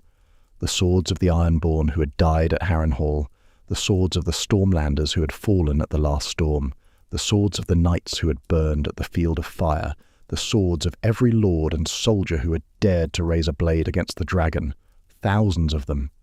Tens of thousands, a mountain of broken, melted, twisted steel, and Aegon mounted Balerion the Black Dread, and the great dragon breathed upon those swords with his terrible black fire, and the steel softened and ran like water, and the smiths of King's Landing hammered and twisted and welded the molten metal into something monstrous and magnificent. The Iron Throne. It was not beautiful. It was not comfortable. It was an asymmetric nightmare of twisted blades and jagged edges and cruel iron barbs, a throne upon which no man could sit at ease without being cut. That was intentional. Aegon believed that a king should never sit easy upon his seat. A king should always be reminded of the cost of power, of the blood that was shed to build it, of the swords that were surrendered to forge it. Every blade in the Iron Throne was a life ended or a pride broken, and every time a king sat upon it, the sharp edges were there to whisper, "Remember." The first law Aegon established was called the King's Peace. It was simple and absolute. No lord could make war upon another lord without the leave of the Iron Throne. The endless, bloody rivalries that had torn Westeros apart for centuries, Stark against Bolton, Bracken against Blackwood, Tyrell against Florent, were hereby forbidden. Disputes would be settled by the king's justice, not by the sword. Violators would face the full wrath of the crown and its dragons. It was, in its way, the most revolutionary act of the entire conquest. More than the battles, more than the crowning. It was this single law, the King's Peace, that transformed Westeros from a continent of warring kingdoms into something approaching a unified nation. Aegon established his Council of Advisors, the forerunner of what would later become the Small Council. Orys Baratheon was named Hand of the King, the most powerful office in the realm after the king himself. Lord Daemon Velaryon had served as Master of Ships before his death at Gulltown. His successor carried on the role. Crispian Celtigar became the Master of Coin. Lord Tristan Massey became the Master of Laws. 6 Maesters travelled with Aegon at all times, educating him on the customs and traditions of each region he visited. For Aegon understood that a king could not rule 7 kingdoms if he understood only one, and the daily governance of the realm, that was left, as often as not, to his queens. When Aegon was absent, travelling his kingdom, mediating disputes, showing the dragon to restless lords, Visenya and Rhaenys ruled in his stead. They sat upon the Iron Throne. They heard petitions. They rendered judgments. They were not mere consorts. They were co-rulers, partners in the great enterprise of building a nation from the wreckage of 7 kingdoms. Rhaenys, with her warmth and charm, concerned herself with the well-being of the common people. She established the rule of 6, a law declaring that a husband who struck his wife for infidelity could deliver only 6 blows, one for each of the 7 gods, save the stranger. Any more than that, and the husband's punishment would be turned against him in equal measure. It was a small law, perhaps, but it spoke volumes about who Rhaenys was and what she valued. She urged Aegon to outlaw the iron-born custom of stealing women. She arranged marriages between houses in distant corners of the realm, weaving bonds of blood and alliance that would hold the 7 kingdoms together long after the dragons were gone. Visenya, meanwhile, handled the harder work of governance, the enforcement of the king's laws, the administration of justice, the management of the treasury and the military. Where Rhaenys charmed, Visenya commanded. Where Rhaenys persuaded, Visenya compelled. They were 2 halves of a whole, and between them they covered every aspect of ruling that Aegon himself could not attend to personally. But even as the new kingdom took shape, even as roads were built and disputes were settled and the Iron Throne became the centre of Westerosi life, there was one matter that would not rest. Dorne, the unconquered kingdom, the 7th realm, the thorn in the dragon's side. Part 15. The Iron Islands and the Sistermen. Before he turned his attention back to Dorne, Aegon had other rebellions to quell and loose ends to tie. The death of Harren the Black had plunged the Iron Islands into chaos. With House Hoare extinguished, there was no ruling dynasty, and the Ironborn, a quarrelsome, proud people who had once elected their kings through the ancient ritual of the Kingsmoot, fell to fighting among themselves. Rival claimants rose and fell. The priest-king Lodos declared himself the rightful ruler and demanded the Ironborn rise against the Targaryens. Corin Volmark claimed the throne by right of descent from ancient Ironborn kings. In the year 2 AC, Aegon decided to settle the matter personally. He sailed to the Iron Islands at the head of several war fleets and landed on Great Wick with Balerion the Black Dread. The dragon's shadow alone sent most of the rebels scattering. Aegon personally cut down Corin Volmark with black fire, and the priest-king Lodos walked into the sea to drown himself rather than face the dragon's wrath. With the contenders eliminated, Aegon faced a decision. Some advised him to give the Iron Islands to the Tullys or the Lannisters, let the mainland lords rule the Reavers. Others, more extreme, suggested exterminating the Ironborn entirely with dragonfire. Aegon chose neither. Instead, he allowed the Ironborn to select their own Lord Paramount, as was their ancient custom. They chose Viken Greyjoy, Lord of Pike, who bent the knee and swore fealty to the Iron Throne. House Greyjoy would rule the Iron Islands for 3 centuries hence. Meanwhile, the Sistermen's rebellion, sparked during the chaos of the Conquest, needed resolution. The lords of the 3 sisters had crowned Lady Marla Sunderland as their queen and declared independence from both the Arryns and the Targaryens. Aegon commanded Torrhen Stark, the newly named Warden of the North, to put down the rebellion. Queen Visenya flew Vhagar to accompany the northern army led by Sir Warwick Manderley. At the sight of a dragon descending from the clouds, the sistermen abandoned their queen immediately. Marla's brother Steffon was installed as lord in her place, and he quickly bent the knee and re-entered the king's peace. The edges of the realm were secured, the new order was taking hold, but Dorne remained. Part 16. The First Dornish War. For 3 years after the conquest, Aegon attempted diplomacy with Dorne. He sent delegations, lords, maesters, septons, to Sunspear to negotiate with the aging Princess Meria Martell. But the Yellow Toad was as immovable as the Red Mountains themselves. She would not fight, she would not kneel, she would not bargain. She simply sat in her castle and said no. In the year 4 AC, Aegon's patience ran out. He assembled an army of 30,000 men, including nearly 2,000 knights and 300 lords and bannermen, and marched through the Prince's Pass. Lord Harren Tyrell, the Warden of the South whom Aegon had raised from stewardship to lordship, marched with the royal host. Meanwhile, Orys Baratheon led a force of 1,000 knights up the Boneway, the eastern route into Dorne, a narrow mountain path that wound through the red stone of the mountains, and Rhaenys flew ahead on Meraxes. She drew first blood. Meraxes descended upon the planky town, the great floating market city at the mouth of the Greenblood, and set it ablaze. Then Rhaenys moved inland. Lemonwood, Spotswood, Stinkwater, one castle after another.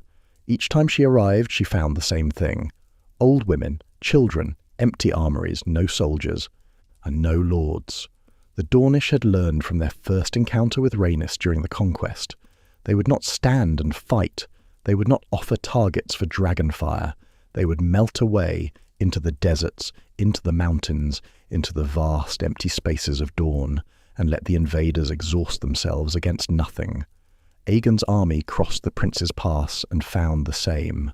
The Dornish had burned their own crops. They had poisoned their own wells. They had abandoned their watchtowers and blocked the mountain passes with walls of rotting sheep carcasses. The army marched through a land that was deliberately dead, a scorched earth of their own making, denying the invaders food, water, and battle alike. Lord Harren Tyrell was sent south toward the Hellholt with a portion of the army. It was a disastrous march. The Dornish had poisoned every waterhole and oasis in the central sands. A quarter of Tyrell's men and nearly all of his horses died of thirst. Those who reached the Hellholt found it empty, abandoned, a castle of sand and silence. Orys Baratheon fared worse. His Stormlanders were ambushed in the Boneway, pelted from above with rocks and arrows and spears, murdered in their sleep by Dornish raiders. At the point where the pass crossed the River Wheel, the Dornishmen blocked the path both in front and behind, trapping Orys's force in a killing box. The Will of Will, Lord of the Mountain Pass and one of the most feared warriors in Dorne, captured Orys and a dozen other lords. The rest was slaughtered. Aegon, meanwhile, stormed Skyreach and took Ironwood, though some accounts say both castles were already abandoned by the time he arrived, he with only old men and boys left behind. At Ghost Hill, Aegon was challenged to single combat by Lord Toland's champion. He accepted and killed the man with Blackfire, only to discover afterward that the champion had been Lord Toland's mad fool, the Lord's village idiot, sent out to die as a final insult. Ghost Hill was empty behind him. Eventually Aegon and Rhaenys converged on Sunspear. They gathered the handful of courtiers and functionaries who remained and declared victory. Aegon proclaimed that Dorne was now part of the realm. He appointed Lord John Rosby as Castellan and Warden of the Sands. He installed stewards and garrisons in every castle he could. Then he and Rhaenys returned to King's Landing. They had barely reached the capital when Dorne erupted. The moment the Targaryen dragons were gone, the Dornish emerged from their hiding places like desert flowers after a rain. Skyreach was retaken. Ironwood fell. The Tor was recaptured. Ghost Hill was seized. And at Sunspear, the Dornish people poured out of the Shadow City like a tide. Princess Meria Martell, blind, ancient, indomitable Meria, personally threw Lord John Rosby from the window at the top of the spear tower. His body shattered on the stones below. Every Targaryen garrison was put to the sword. Every castellan and steward was tortured and dismembered. The conquest of Dorne, which had cost 30,000 men and months of marching, was undone in a matter of weeks. Lord Harlan Tyrell, still trapped in the deserts of central Dorne, marched from the Hellholt toward Sunspear to retake the castle. He and his entire remaining army disappeared, vanished into the sands, and no trace of them was ever found. The First Dornish War had truly begun, and it would last for 9 terrible years. What followed was not a war of great battles and glorious charges. It was a war of shadows and poison and cruelty beyond reckoning. The Dornish launched raids along Cape Wrath, sacking towns with the aid of pirates from the Stepstones. The Targaryens responded with dragonfire, burning Lemonwood and Ghost Hill and the Tor. The Dornish assassinated Targaryen allied lords in their beds, at their tables, in their brothels. Lord Connington was killed while hunting. Lord Mertins and his entire household were murdered with a cask of poisoned wine. Lord Fell was assassinated in a King's Landing brothel. The Wile of Whirl infiltrated a wedding between Sir John Catherine and Alice Oakhart, gelded the groom, killed Lord Oakhart and most of the wedding guests, raped the bride and her handmaids, and sold the women to slavers in Meria. In the year 7 AC, 3 years after his capture, Orys Baratheon was finally ransomed. His weight in gold paid for his freedom and that of the other captured lords. But the Wheel of While extracted one final price. Before releasing his prisoners, he cut off their sword hands. Every man, every lord, every knight. He sent them back to Aegon with stumps where their right hands had been, a mockery of the severed hands that Argilac had once sent to Dragonstone.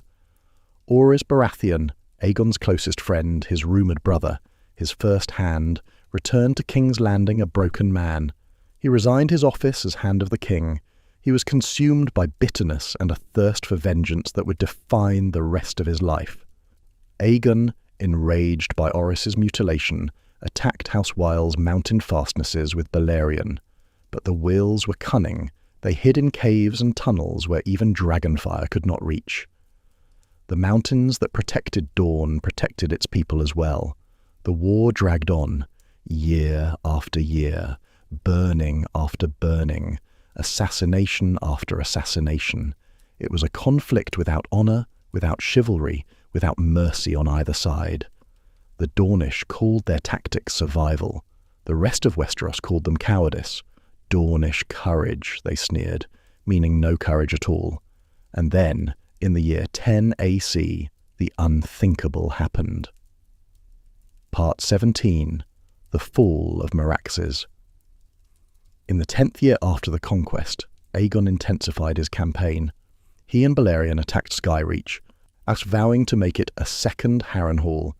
Visenya and Vhagar struck against Starfall, and Rhaenys, beautiful, playful, beloved Rhaenys, flew upon Meraxes to the Hellholt, the castle of House Ulla, in the baking wastes of central Dorne.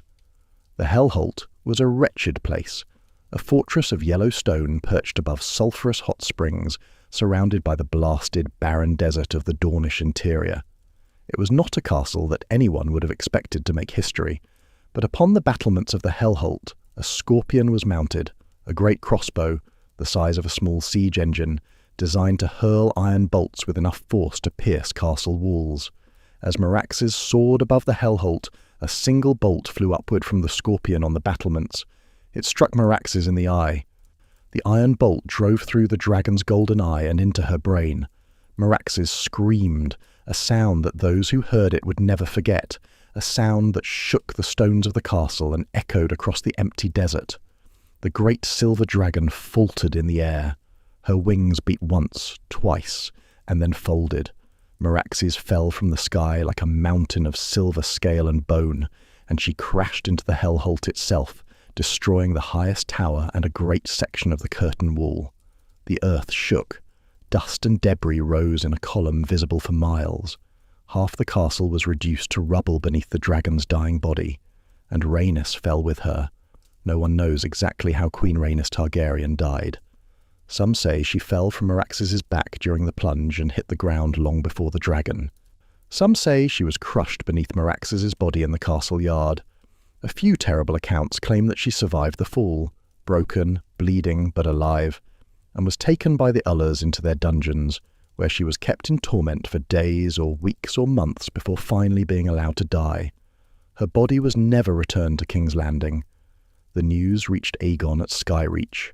One can only imagine the scene. The raven arriving, the message read, the terrible understanding settling over the Conqueror's face. Rhaenys, his beloved, his favourite, the sister he had married out of desire, the mother of his son, the woman who had sat beside him at the painted table and dreamed of empire, was gone. The 2 years that followed were called the Dragon's Wrath. Aegon's grief was a terrible thing. It consumed him. It consumed everything. The Conqueror, who had been calculating and merciful, became something else entirely, something savage and broken and furious beyond reason. He and Visenya unleashed their dragons upon Dorne with an intensity that made the previous years of war look tame. Every castle in Dorne, every keep, every holdfast, every fortification was burned at least once. Some were burned 3 times. The exceptions were Sunspear and its Shadow City, which Aegon inexplicably spared. The Dornish believed this was because Princess Meria had purchased some Lysine device capable of slaying dragons. Others speculated that Aegon was trying to turn the Dornish people against the Martells by burning everyone except the ruling family, letting them wonder why their princess was safe while their homes burned. It didn't work. The Dornish held firm. Aegon and Visenya placed bounties on the heads of Dornish lords. In return, the Dornish placed bounties on the Targaryens.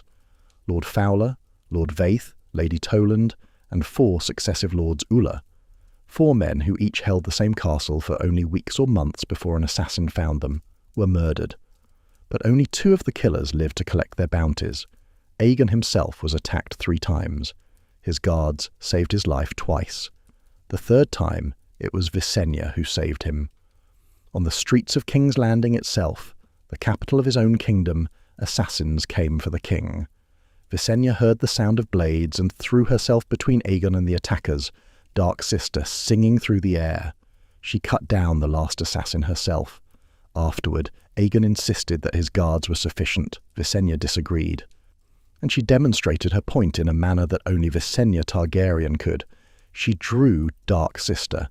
Before Aegon's guards could react, before they could even move, she had pressed the blade to Aegon's cheek and drawn blood.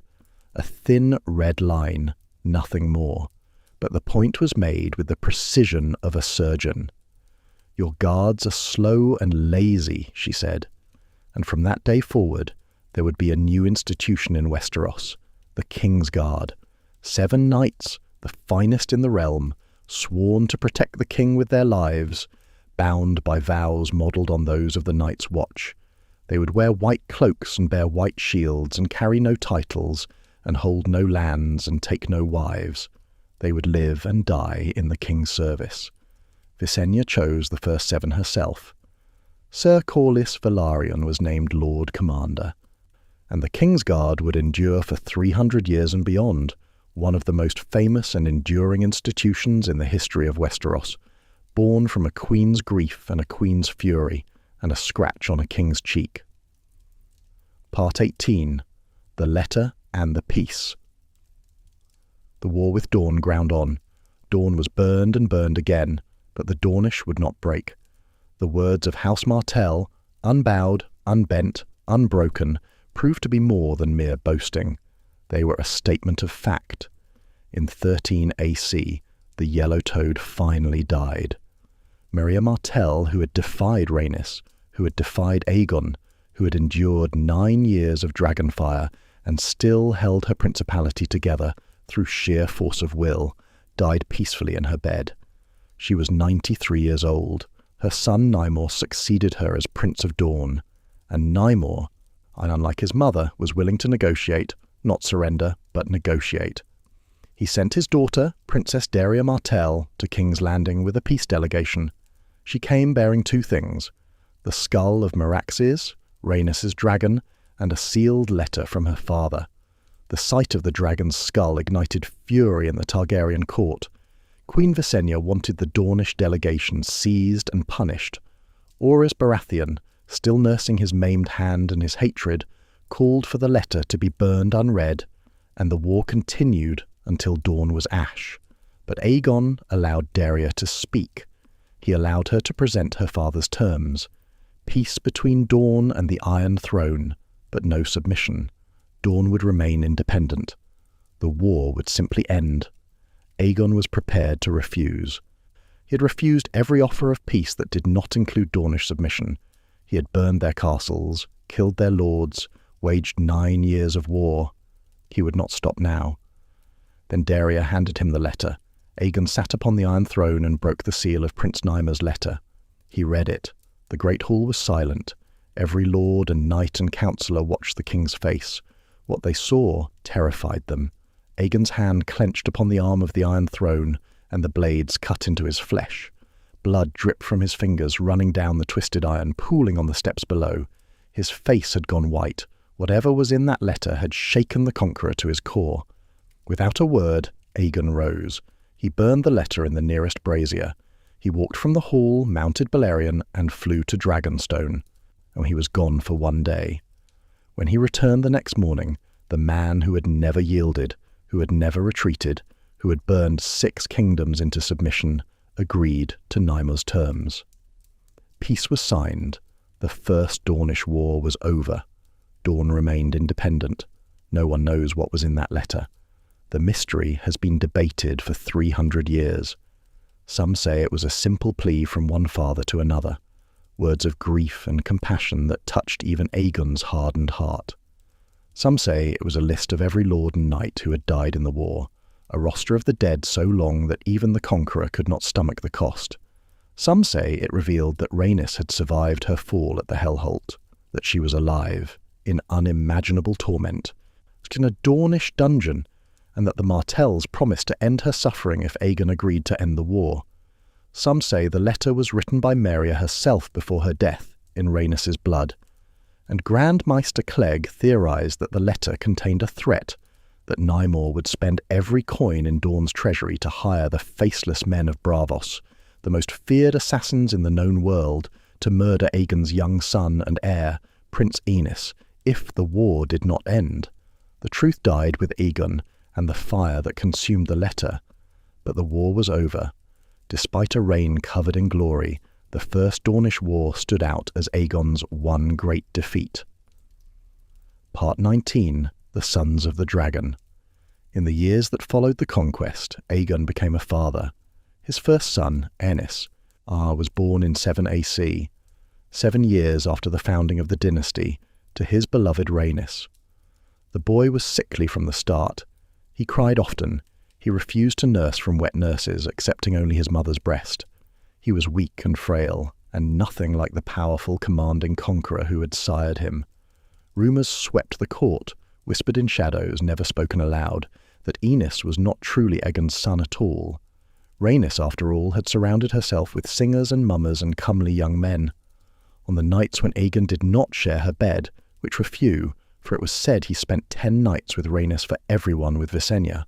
Who knew what company she kept? The rumours were cruel, and they may well have been false, but they lingered. They festered. They would poison the dynasty for generations. When Rhaenys died in Dorne in 10 AC, the loss shattered the 3-year-old Aenys. He regressed. He crawled about the floor like an infant. His health, already fragile, deteriorated to the point where people openly wondered if the boy would survive. There were whispered discussions at court about Aegon taking a new wife, for Visenya, despite more than a decade of marriage, had not produced a child, and many believed she was barren. Aegon refused to entertain the idea publicly, but lords and knights paraded their young daughters before him nonetheless. Then, in 11 AC, Visenya announced that she was pregnant. The court was stunned. After so many barren years, the stern queen was with child. Whispers of a different kind began. Some said Visenya had used sorcery, dark arts from old Valyria, to conceive. Whether truth or slander, Visenya gave birth to a son in 12 AC on Dragonstone. They named him Maegor. Where Aenys was sickly and gentle, Maegor was robust and fierce. He was, as a babe, nearly twice the weight of his half-brother. He was healthy, strong, and from his earliest days possessed of a terrible burning temper. He was, in every way, his mother's son, and as the two boys grew, the seeds of future catastrophe were sown. Rhaenys the elder was gentle, artistic, and weak-willed, a dreamer who bonded with the hatchling dragon Quicksilver and saw his health improve, silencing the worst of the rumours about his parentage. Maegor, the younger, was a warrior born, strong, cruel, and relentless, given to violence and domination. Visenya gave him Dark Sister on his 13th name day, her own Valyrian steel sword, a gift that said everything about her ambitions for her son. Aegon loved both his sons in his fashion. He raised Rhaenys at King's Landing and took the boy with him on his royal progresses, those great tours of the realm that Aegon made every year, spending 6 months of every 12 visiting every corner of his kingdom, showing the people their king and showing the king his people. Occasionally, he let Rhaenys train with Blackfire, the ancestral sword. He married Rhaenys to a cousin, Lady Alyssa Velaryon, in 22 AC, and the couple would produce 6 children in Aegon's lifetime. Maegor was raised on Dragonstone by Visenya. He grew harder and darker with every passing year. The division between the two brothers, the gentle heir and the fierce second son, are the mother's champion and the father's favourite, would explode into violence after Aegon's death, producing 2 of the worst kings Westeros ever knew, Rhaenys the weak and Maegor the cruel. But that story belongs to another chapter of history. Part 20. The Dragon's Peace. After the end of the First Dornish War in 13 AC, Aegon ruled for 24 more years, and those years were, by the standards of Westerosi history, remarkably peaceful. The masters called the last 2 decades of his reign the Dragon's Peace, and the name was earned. Aegon devoted himself to governance with the same systematic thoroughness he had brought to Conquest. He travelled ceaselessly, making his royal progresses throughout the Seven Kingdoms, visiting every region, listening to every grievance, settling disputes that might otherwise have festered into rebellion. The sight of the king on Dragonback, Balerion's vast shadow passing over fields and villages, was both a reminder of his power and a comfort to the common people, who knew that their king had not forgotten them. He tread carefully with the faith of the Seven, understanding that the political support of the High Septon was essential to the stability of his rule. He built a grand sept on Visenya's Hill in King's Landing, and agreed to the construction of an even grander one, the Sept of Remembrance, on Rhaenys' Hill, a memorial to his fallen queen. He maintained good relations with Dorne. In 23 AC, he visited Sunspear with his son Rhaenys, each flying upon their own dragon, Aegon on Balerion, and Rhaenys on Quicksilver, for a feast of friendship to celebrate the 10th anniversary of the peace with Princess Daria Martell. The visit was a gesture of reconciliation, an acknowledgement that Dorne and the Iron Throne could coexist without bloodshed. King's Landing grew rapidly during Aegon's reign. What had been a mud-flat camp around a wooden fort became a bustling city of tens of thousands. For years, the city had no walls. Aegon believed that no one would dare attack a city that housed dragons. But in 19 AC, when he learned that a pirate fleet had sacked Tall Trees Town in the Summer Isles, he reconsidered. He and Visenya were not always in the city, and the capital needed defences even without dragons overhead. Construction of massive walls began in 20 AC and was completed 6 years later, encircling the growing city in stone and steel. After 33 AC, the ageing king ceased his progresses. His son Rhaenys and Rhaenys' wife Alyssa travelled the realm in his stead. Aegon had come to the realisation that the Aegon Fort, the crude wooden fortress he had built on that first day of the conquest, was no longer a suitable seat for the king of Westeros. In 35 AC, he ordered it torn down and replaced with something grander. Construction began on what would become the Red Keep, the great stone castle that would sit atop Aegon's high hill for centuries to come. Visenya was placed in charge of the construction. The court whispered, perhaps cruelly, perhaps truthfully, that Aegon had given her this task so that she would remain in King's Landing while he retreated to Dragonstone, and he would not have to endure her presence. And their relationship, never warm, had grown cold in the decades since Rhaenys' death. Aegon and Visenya were bound by duty and history and blood, But whatever spark had existed between them, if any had ever existed at all, had long since gone out. Aegon moved his family and his court back to Dragonstone for what would prove to be the final years of his life. The Iron Throne remained in King's Landing. It was far too heavy to move, standing alone in the half-built castle, waiting for the king who would never sit upon it again. Part 21. At the Painted Table. In the 37th year after the Conquest, on the island of Dragonstone, the island where his family had sheltered from the doom, the island where his mother had given him life, the island from which he had launched the greatest military campaign the world had ever seen, Aegon Targaryen, the first of his name, the Conqueror, the Dragon, King of the Andals, the Rhoynar, and the First Men, Lord of the Seven Kingdoms, and Protector of the Realm, sat at the Painted Table. He was 63 years old. His silver-gold hair had gone white. His broad shoulders, which had once borne the weight of an entire continent, had begun to stoop.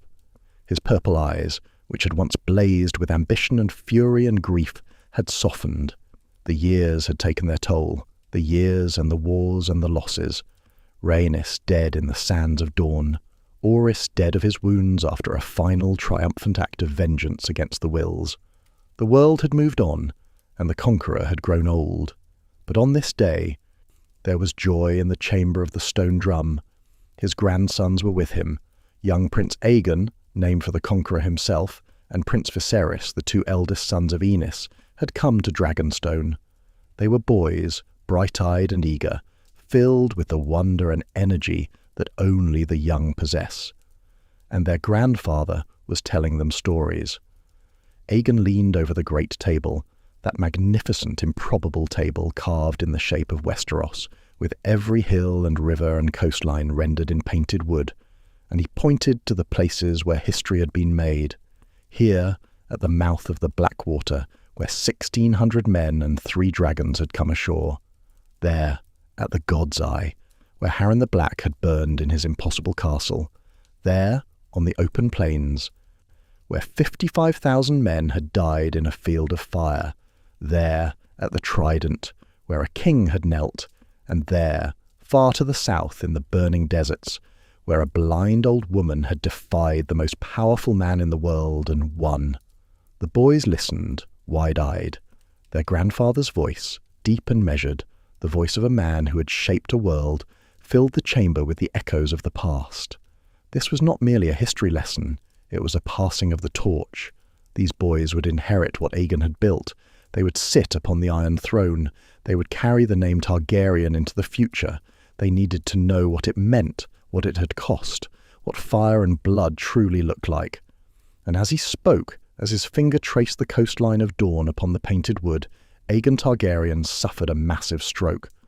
He collapsed upon the table he had built before the Conquest, the table that was older than his kingdom, the table that was his first act of ambition and his last act of memory. His grandsons cried out, servants came running, maesters were summoned, but there was nothing to be done. Aegon the Conqueror died at the painted table on Dragonstone, surrounded by the map of the realm he had forged from 7 kingdoms into one, in the presence of the grandchildren who would carry his legacy, for better and for worse, into the uncertain future. He was 63 years old. He had reigned for 37 years.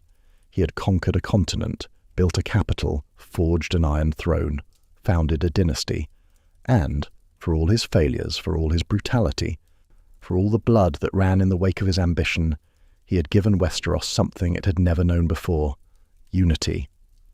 Part 22. Fire and Ash. Aegon's body was cremated on Dragonstone, as was the custom of the Targaryens. The funeral pyre was constructed upon the cliffs overlooking the sea, the same sea his ancestor Enar had crossed a century and a half before, fleeing the doom that would swallow a civilization. It was Vhagar, Visenya's dragon, the last of the 3 who had conquered a continent, who set the pyre aflame. The great beast descended upon the funeral pile and breathed, and the black dragon fire consumed the body of the king, and the smoke rose into the grey sky above Dragonstone and drifted out to sea.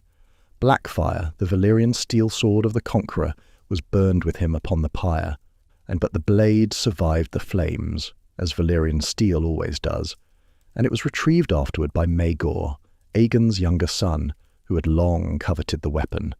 Possession of Blackfire would become, in time, a symbol of Targaryen legitimacy, a mark of the rightful king. Wars would be fought over that sword. Blood would be spilled for centuries because of it. Visenya stood at the funeral and watched her brother burn. The stern queen, who had placed the first crown upon his head, who had saved his life with Dark Sister, who had given him a son, who had served him faithfully and fiercely for 4 decades, watched the last of the Conqueror turn to ash. She would outlive him by 7 years. She would crown his successor. She would protect her son Maegor's claim. She would burn more castles and fight more battles and scheme more schemes. And in 44 AC, she too would die, thin and haggard, the flesh melted from her bones, a woman who had been fire all her life reduced at last to embers. She was cremated, and her ashes were interred beside those of her brother, her husband, her king. Epilogue: the legacy of fire and blood. The dynasty that Aegon Targaryen founded would rule Westeros for 283 years, from the Conquest in 1 AC to the rebellion of Robert Baratheon in 283 AC. 17 Targaryen kings would sit upon the Iron Throne. Some would be great, some would be terrible, some would be forgettable, one would be mad. But all of them, every single one, owed their crown to 3 siblings and 3 dragons, and one impossible gamble upon a muddy shore at the mouth of the Blackwater Rush. Aegon the Conqueror brought fire and blood to Westeros. He burned castles and killed kings and toppled dynasties that had endured for millennia. He was ruthless and calculating and, when necessary, merciless. These things are true. But he also brought peace. He brought the king's peace. He brought an end to the endless cyclical slaughter of 7 kingdoms warring against one another for territory and pride. He brought a unified system of law and governance that, however imperfect, was vastly superior to the chaos that had preceded it. He treated the defeated with a generosity that was, by the standards of his time, extraordinary. He allowed the great houses to keep their lands and titles. He respected local customs and traditions. He bound the realm together not merely through fear of dragonfire, but through a genuine effort to understand and serve the people he ruled. Aegon the Conqueror brought fire and blood to Westeros, the young Queen Daenerys Targaryen would say, 3 centuries later, quoting the historians and the poets. But afterward, he gave them peace, prosperity, and justice. It is perhaps the most accurate epitaph ever spoken. He was not a hero, he was not a villain, he was a conqueror, with all the contradiction and complexity that the word implies. He built something magnificent upon a foundation of ash and bone. He gave the 7 kingdoms their first taste of unity, and though the taste was often bitter, it was also, for the first time, whole. When he died at the painted table, his hand resting upon the map of the realm he had made, Aegon Targaryen left behind a kingdom that was, for all its flaws, more stable and more peaceful than anything that had existed before. The Iron Throne endured. The dynasty endured. The 7 kingdoms, 6 that had knelt and 1 that had refused, endured. And in the fires of his funeral pyre, as the black dragon Vhagar breathed her farewell, and the smoke climbed toward the heavens, the story of Aegon's conquest came to its end. But the story of the Targaryens was only beginning, for fire and blood, once unleashed, can never truly be contained. It burns, and it spreads, and it consumes, and even when the last ember seems to have died, somewhere, in the ashes, in the dark, or in the dreams of those who carry the blood of the dragon, it smoulders still, waiting to be reborn. Thus ends the complete tale of Aegon's conquest, and the reign of Aegon the First Targaryen, the dragon, the conqueror, the first king of the 7 kingdoms, told from the Doom of Valyria to the funeral pyre on Dragonstone, from fire to ash, from blood to bone, from the beginning of one age to the seeds of another.